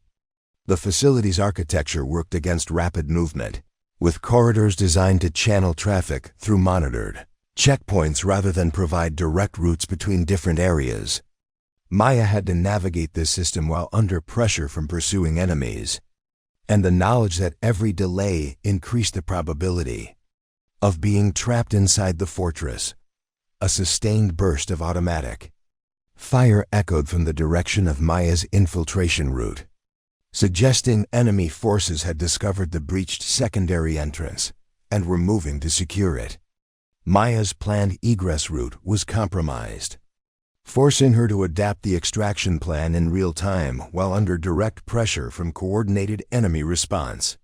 Secondary exit is compromised, Maya informed Sterling. We need an alternative. Sterling's experience in facility assault operations provided the solution. Main entrance. They'll expect us to avoid it, so they're probably concentrating forces on other routes. Sometimes the obvious approach is the one they don't defend. Maya processed this tactical logic and realized Sterling was probably correct. The Crimson Wolves would anticipate escape attempts through concealed or secondary routes, concentrating their defensive efforts accordingly. The main entrance would be guarded, but possibly with lighter force since it seemed like an unlikely choice for fleeing attackers. They moved toward the facility's primary access corridor, Maya leading with Sterling providing overwatch for their flanks and rear areas. The older officer's tactical instincts remained sharp despite her injuries, and her presence provided Maya with additional situational awareness that proved crucial as enemy forces continued to converge on their position. The main entrance area was protected by 4 guards positioned behind reinforced barriers, but their attention was focused outward toward the valley approaches where they expected conventional rescue forces to appear. Maya used grenades to suppress their position, then advanced through the blast effects to eliminate remaining resistance with precise rifle fire. Sterling secured additional ammunition and equipment from the eliminated guards, while Maya prepared charges to breach the main entrance barriers.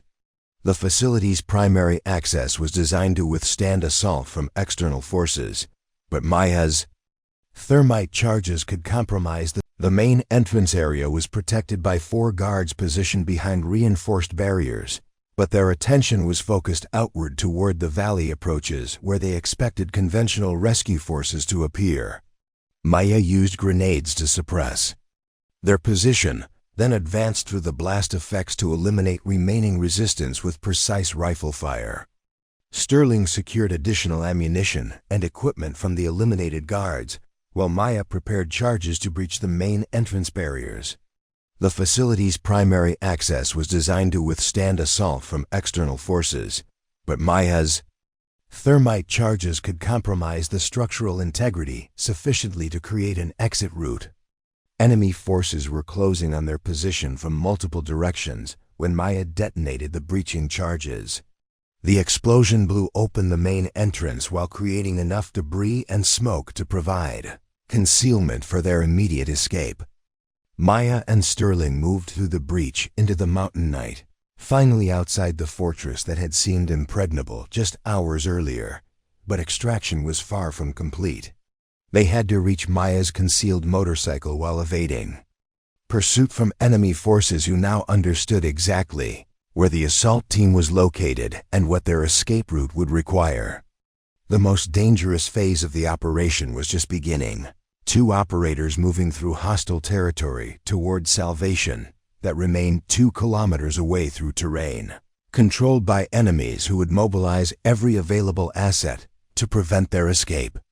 The Serpent's Den was behind them, but freedom remained ahead through a gauntlet of coordinated pursuit that would test every survival skill both officers had developed during their military careers. The mountainside erupted with activity as crimson. Wolves' fighters poured from the serpent's den in pursuit of the escaping Americans. Maya counted at least 15 muzzle flashes in the darkness behind them as enemy forces spread across the rocky terrain, their shouts echoing off the canyon walls as they attempted to coordinate a pursuit that would prevent the prisoners from reaching friendly territory. Searchlights mounted on vehicles began sweeping the slopes, creating moving pools of illumination that Maya and Sterling had to avoid while maintaining their pace toward the concealed motorcycle. Sterling moved with determined efficiency despite her injuries, following Maya's lead through terrain that demanded careful foot placement and tactical awareness. The older officer's experience showed in her movement discipline. She avoided loose rock that might create noise, maintained appropriate spacing to prevent both of them being caught in the same engagement, and constantly monitored their rear for signs of pursuing enemies closing distance. "How far to your extraction vehicle?" Sterling asked during a brief halt behind a boulder formation that provided concealment from the searchlights. 1.7 kilometers, Maya replied, checking their position against terrain features she had memorized during reconnaissance operations. "We're making good time, but they're organizing faster than I anticipated." Behind them, enemy voices were becoming more coordinated as the Crimson Wolves deployed their pursuit in a systematic pattern designed to prevent escape rather than simply chase the fleeing prisoners. Maya could distinguish different groups moving to establish blocking positions along likely egress routes, while others maintained direct pursuit to maintain pressure and prevent them from finding concealment. The tactical situation required constant adaptation as Maya led Sterling through terrain that provided concealment while avoiding natural choke points where enemy forces could establish effective ambushes.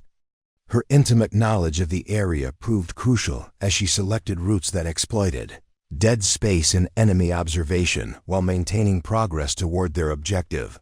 A burst of automatic fire sparked off rocks 10 meters to their left, indicating enemy forces had identified their general position and were attempting to fix them in place for a coordinated assault. Maya responded with aimed fire that forced the shooters to seek cover, then immediately displaced with Sterling to a new position before enemy forces could coordinate effective return fire. "They're trying to channel us toward the main trail," Sterling observed, recognizing the tactical pattern developing around them. 3 groups working in coordination: direct pursuit, flank security, and blocking positions ahead. Maya nodded, appreciating Sterling's tactical analysis, while calculating alternative routes that would avoid the trap being set around them. "We can't maintain this route. They know the terrain too well and have enough personnel to establish effective pursuit patterns." Sterling studied the terrain ahead, identifying features that could provide tactical advantage to evading forces. Willing to accept higher risk in exchange for breaking enemy contact. "What about the ravine system to our east?" "Difficult terrain, but it would force them to pursue in single file rather than coordinated formations." Maya evaluated Sterling's suggestion against her knowledge of the area's topography. The ravine system offered concealment and would indeed limit enemy movement to predictable routes, but it also channeled their own movement in directions that might not provide direct access to the motorcycle position. The tactical trade-off was typical of escape and evasion scenarios. Accept greater route complexity to reduce enemy effectiveness.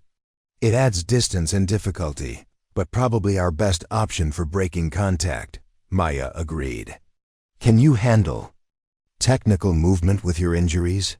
"I'll manage," Sterling replied with the kind of determination that had made her reputation in special operations circles. "Lead the way."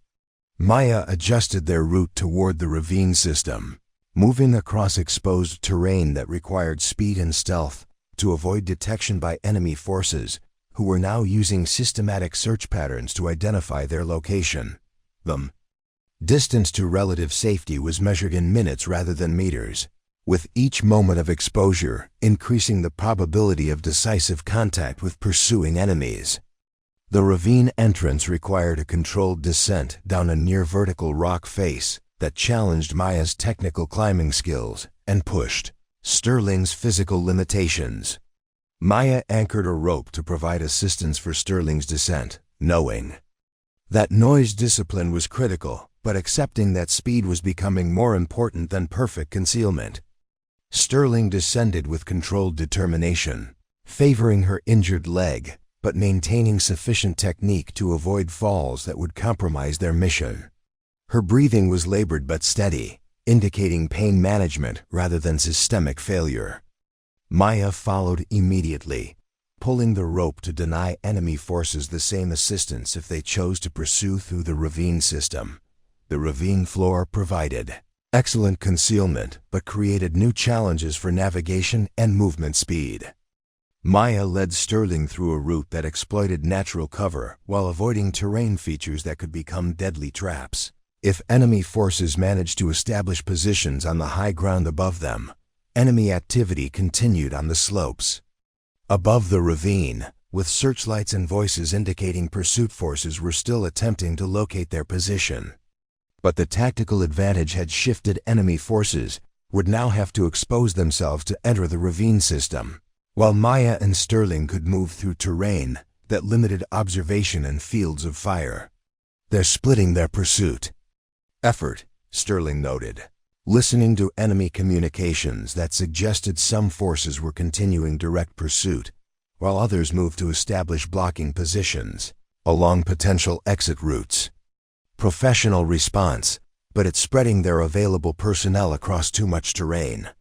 Maya agreed with Sterling's assessment while maintaining focus on navigation through increasingly difficult terrain. The ravine system connected to natural caves and rock formations that would eventually provide access to the area where her motorcycle was concealed. But reaching that point required precise route selection and careful timing. The most dangerous moment came as they exited the ravine system into open terrain that provided no concealment from observation. Maya surveyed the area carefully before committing to movement, identifying enemy positions and calculating the exposure time required to reach the next covered position. "Bound by bound," Maya whispered. "I'll move first, then provide overwatch while you follow." Sterling nodded, understanding the tactical procedure that would. Maya approached the concealment position with extreme caution, weapon ready for immediate engagement. The motorcycle remained in position, apparently undisturbed, but enemy forces could be using it as bait for an ambush designed to capture the escaping prisoners when they attempted to retrieve their transportation. Sterling covered Maya's approach while scanning surrounding terrain for signs of enemy observation posts or concealed positions. The tactical situation had become a calculated risk. They needed the motorcycle for successful extraction, but retrieving it might expose them to decisive enemy fire from prepared positions. Maya reached the motorcycle and conducted a rapid inspection for sabotage or tracking devices. The machine appeared functional with no obvious tampering, but starting the engine would create noise that would definitely alert any enemy forces in the immediate area to their exact location. "Clear so far," Maya signaled to Sterling. "But starting this thing will announce our position to everyone in a 3-kilometer radius." Sterling understood the implications. Once Maya started the motorcycle, they would have minutes at most before enemy forces converged on their location. The extraction had to be executed flawlessly, with no mechanical failures, navigation errors, or tactical mistakes that would allow pursuit forces to intercept them. Before they reached friendly territory, Maya started the engine, the sound echoing across the mountainside like a gunshot in silence. Immediately, enemy voices responded from multiple directions as Crimson Wolf's forces began converging on the sound signature that pinpointed the escaping prisoner's location. Sterling mounted behind Maya as the motorcycle roared to life, both officers knowing they now faced the most dangerous phase of their escape, a high speed run through hostile territory while pursued by enemy forces who would use every available asset to prevent their successful extraction. The race for freedom had begun, with salvation measured in kilometers of treacherous mountain terrain and enemies who would accept no outcome except the recapture or death of the American officers who had penetrated their fortress and escaped with intelligence that could reshape the entire regional conflict. That the motorcycle's engine screamed as Maya accelerated down the mountain trail, Sterling gripping tightly behind her while enemy muzzle flashes erupted from positions they had just vacated. The pursuit was immediate and overwhelming. Vehicle engines roaring to life throughout the valley as Crimson Wolves' forces mobilized every available asset to intercept the escaping Americans before they could reach friendly territory. Maya pushed the modified dirt bike to its mechanical limits, navigating terrain that would have been challenging during daylight reconnaissance, but became nearly impossible at high speed in darkness. The trail switched back down the mountainside through loose scree and exposed rock faces, requiring split-second decisions about line selection and throttle control that meant the difference between successful escape and catastrophic crash. Behind them, pursuit vehicles were closing distance with alarming speed. The Crimson Wolves had adapted civilian trucks and SUVs for mountain warfare, equipping them with reinforced suspensions, oversized tires, and crew-served weapons that could engage targets at extended range. Maya could see headlights bouncing through the darkness as multiple vehicles descended parallel routes that would converge on her escape path at predictable choke points. "Contact rear," Sterling shouted over the engine noise, firing her sidearm at pursuit vehicles that had closed to within effective range. Her shots sparked off metal and shattered headlights, forcing enemy drivers to maintain greater distance while their gunners attempted to engage the motorcycle with automatic weapons. Maya responded by increasing speed and varying her route selection to present an unpredictable target for enemy gunners. The motorcycle's agility provided tactical advantage in terrain that challenged larger vehicles, but Maya knew their lead was temporary. Once pursuit forces reached the valley floor, their superior horsepower and coordination would enable them to establish blocking positions along the route to friendly territory. The first roadblock appeared 2 kilometers down the mountain, positioned at a bridge crossing that represented the only viable route through a narrow canyon. Maya counted 4 vehicles and approximately 12 fighters armed with assault rifles and at least 1 crew-served weapon. The position was professionally organized, with overlapping fields of fire that would destroy any vehicle attempting to force passage through the checkpoint. Maya downshifted and pulled behind a rock formation, killing the engine to reduce their acoustic signature while evaluating tactical options. The roadblock position eliminated the direct route to friendly territory, forcing them to select alternative paths that would add distance and complexity to their escape while providing additional opportunities for enemy forces to establish decisive contact. "Assessment?" Sterling asked, studying the enemy position through binoculars Maya had carried for reconnaissance purposes. 12 fighters, crew-served weapon, overlapping fields of fire, Maya replied. "Forcing passage would be suicide. We need an alternative route." Sterling consulted Maya's terrain map, identifying features that might provide bypass routes around the enemy roadblock. "What about the river crossing 3 kilometers east?" "Seasonal ford, but might be passable if water levels are low enough." Maya evaluated Sterling's suggestion against her knowledge of seasonal water patterns and recent weather conditions. The alternative route would require additional time and present its own tactical challenges, but it offered the possibility of avoiding decisive contact with enemy blocking forces. Water levels should be manageable, but the approach terrain is exposed, Maya noted. "Will be visible to observation posts for at least 10 minutes while crossing open ground." Sterling nodded, understanding the tactical trade-off. "Better than attacking a prepared position." "How much fuel do we have?"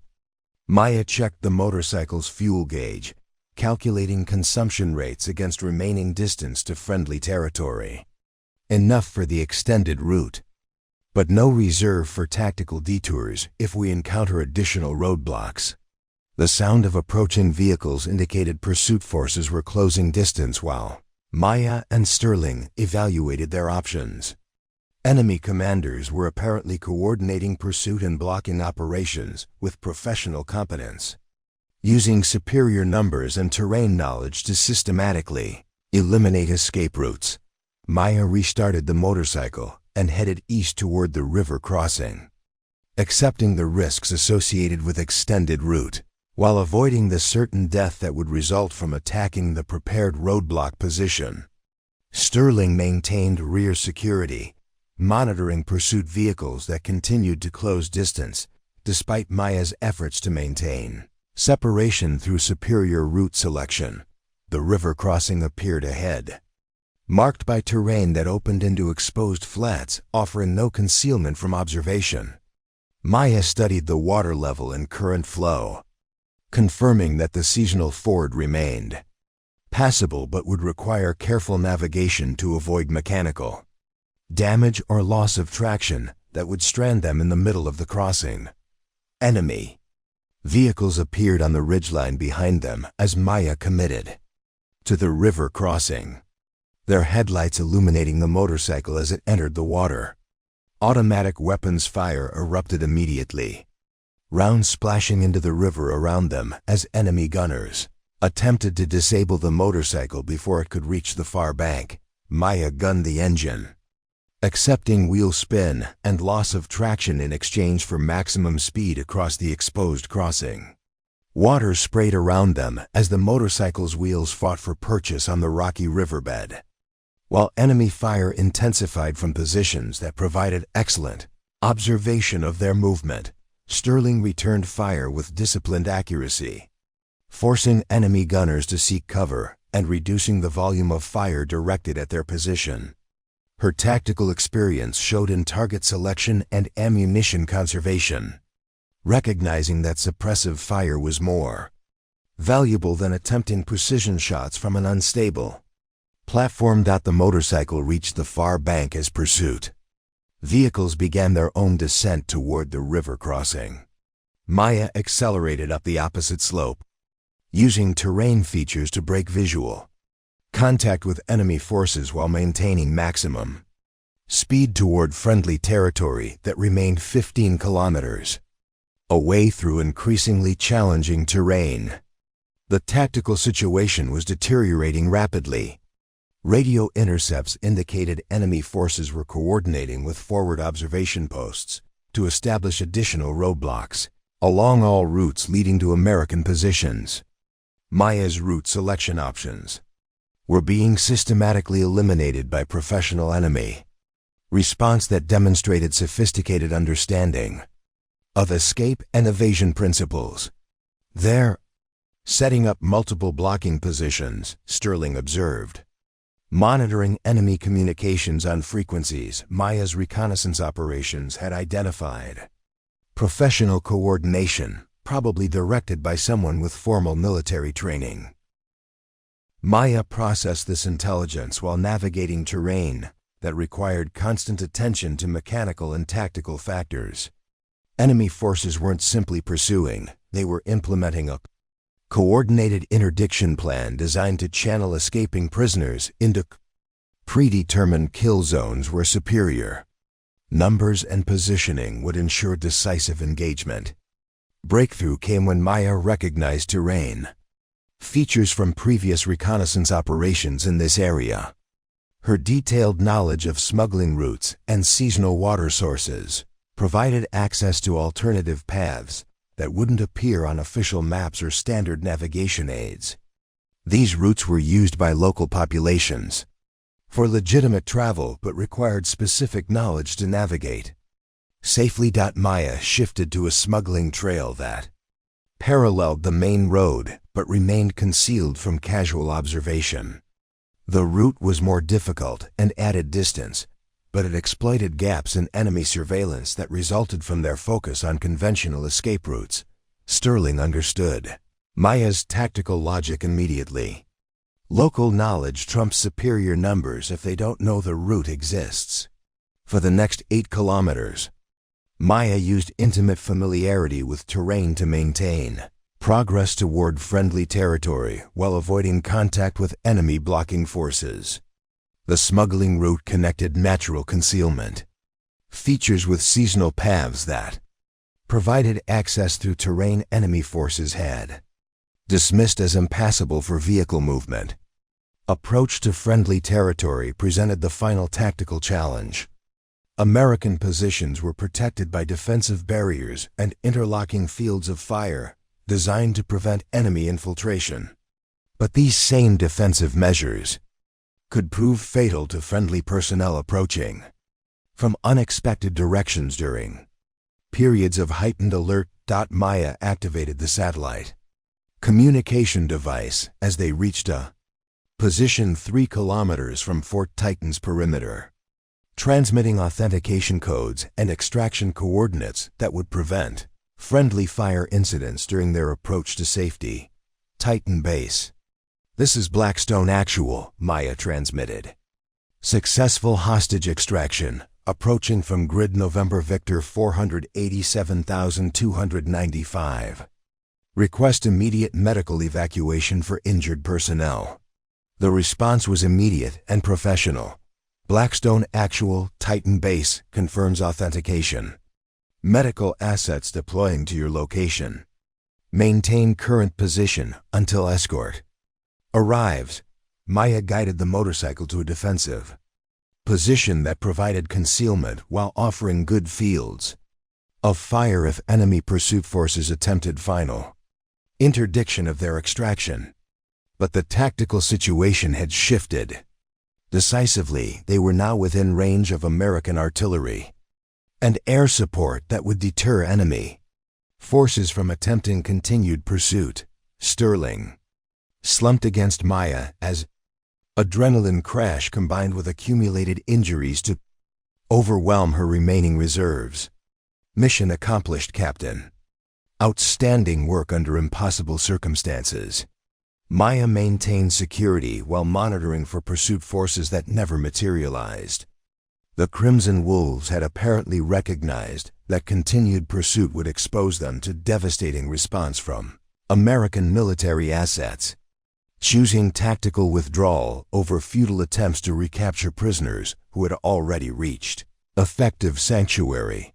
The extraction helicopter appeared 15 minutes later, its presence confirming that Major Elena Sterling would receive medical attention, and both officers would return to friendly territory alive despite odds that should have made survival impossible. Maya had accomplished what entire special operations units couldn't achieve within the time constraints that mattered, proving that individual courage and tactical competence could overcome institutional limitations.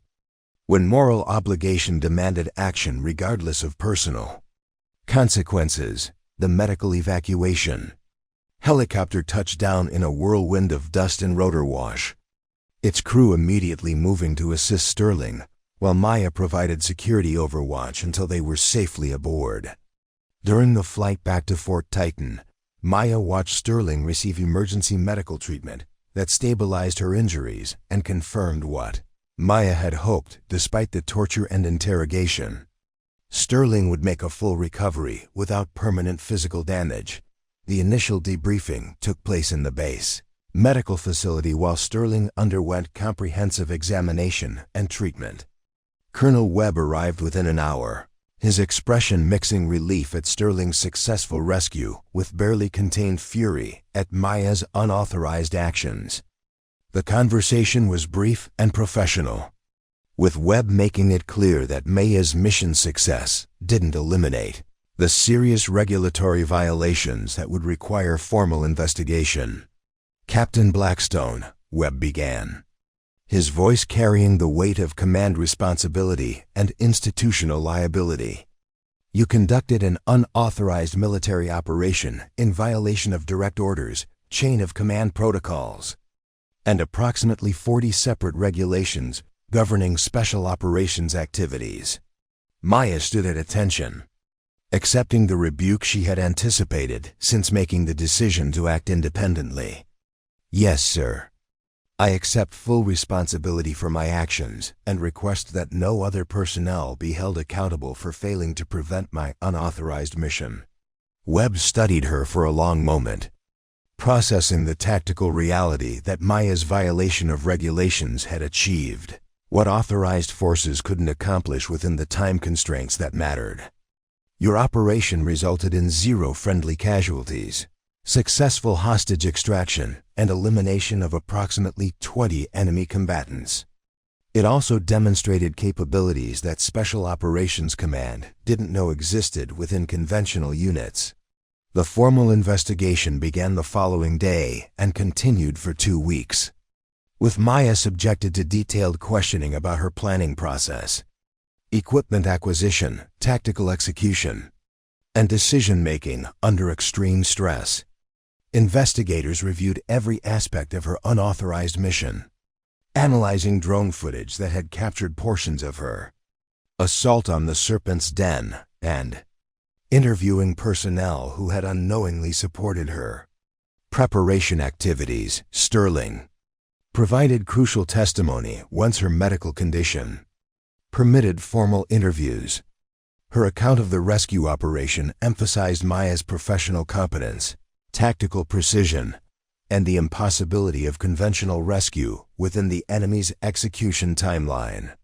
Sterling's reputation and credibility within special operations circles carried significant weight with investigators who were struggling to balance regulatory violations against mission success. "Investigators need to understand," Sterling testified, "that Captain Blackstone's actions weren't reckless heroics. They were the result of detailed planning, comprehensive preparation, and tactical expertise that enabled her to accomplish objectives that entire special operations units couldn't achieve within the available time frame." The tactical analysis of Maya's mission became a case study for special operations schools throughout the military. Her infiltration route, enemy engagement techniques, and extraction methods were studied by officers who recognized innovations that challenged conventional wisdom about force requirements and tactical approaches.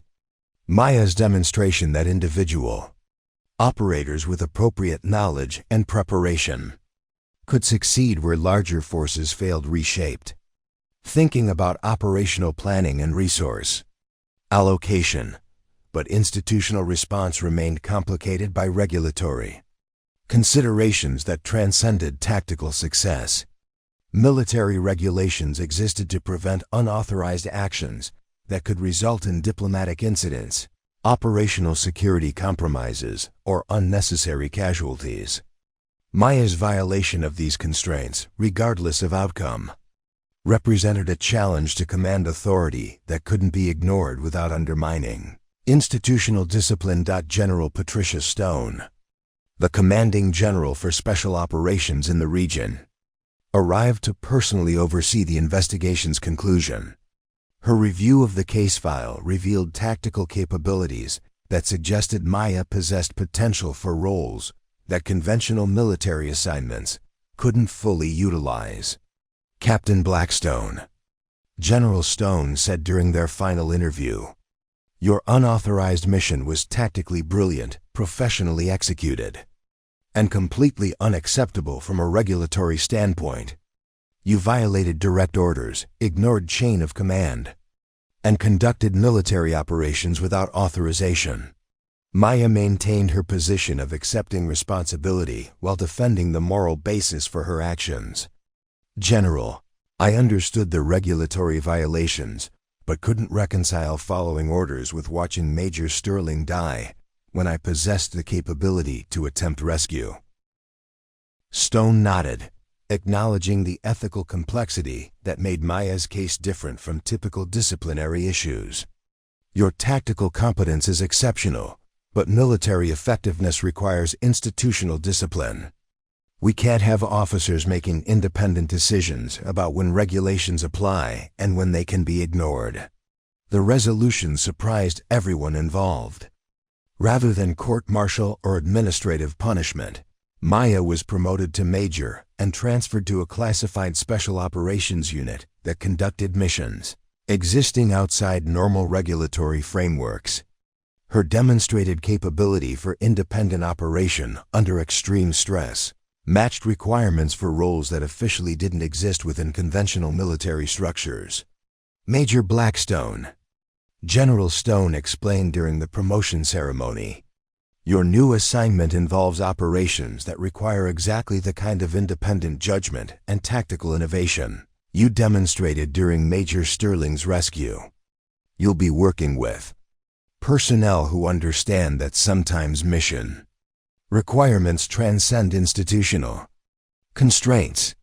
Maya's new unit specialized in operations that conventional forces couldn't accomplish within political or diplomatic limitations. The personnel were drawn from various military branches based on demonstrated capability for independent action, tactical innovation, and moral courage under extreme circumstances. Maya's unauthorized rescue mission had identified her as possessing exactly the characteristics required for roles that demanded individual initiative over institutional compliance. Sterling attended Maya's promotion ceremony despite still recovering from injuries sustained during her captivity. Her presence demonstrated the personal bond that had motivated Maya's unauthorized actions and the professional relationship that continued despite their changing roles within the military hierarchy. Maya, Sterling said during a private conversation after the ceremony, "You proved something important about the difference between following orders and doing what's right. That distinction will serve you well in your new assignment, where mission success often requires exactly the kind of moral courage you demonstrated." Maya's legacy within conventional forces became a teaching case for officers facing ethical dilemmas where institutional requirements conflicted with moral obligations. Her decision to act independently when authorized responses were inadequate influenced doctrine, development, and training programs designed to prepare officers for situations where regulations provided guidance that was legally correct but tactically insufficient. Broader impact extended to institutional recognition that individual competence and moral courage remained essential military capabilities that couldn't be replaced by technology, doctrine, or organizational structure.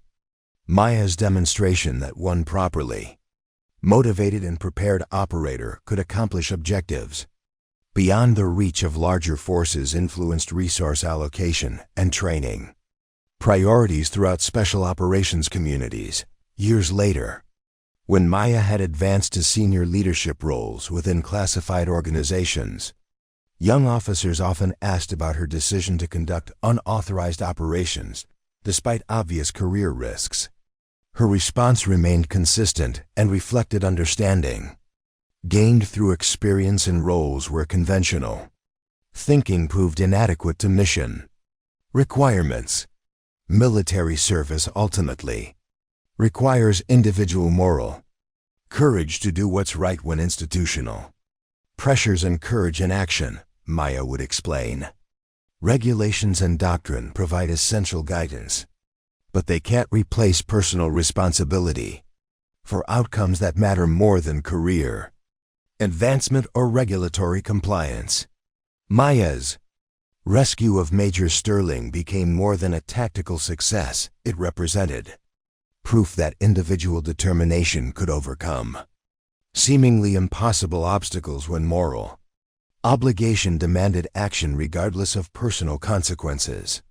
Her willingness to risk everything for someone who had shaped her understanding of military service demonstrated values that transcended rank, regulation, and institutional hierarchy. The mission's true legacy lay not in tactical innovation or regulatory precedent, but in confirmation that courage remained the defining characteristic of military leadership. Maya had shown that when faced with impossible choices, Exceptional officers chose to act rather than explain why action was prohibited. Accepting personal risk to achieve objectives that served purposes larger than individual survival or career advancement. In the end, Maya Blackstone's unauthorized rescue of Elena Sterling proved that sometimes the most important military operations were conducted by individuals willing to walk alone into darkness because waiting for permission meant watching good people die while following orders that prioritized institutional protection over moral obligation. The impossible had become inevitable through individual courage applied with tactical precision, demonstrating that in warfare as in life, the right choice was often the unauthorized one. Up next, you've got 2 more standout stories right on your screen. If this one hit the mark, you won't want to pass these up. Just click and check them out.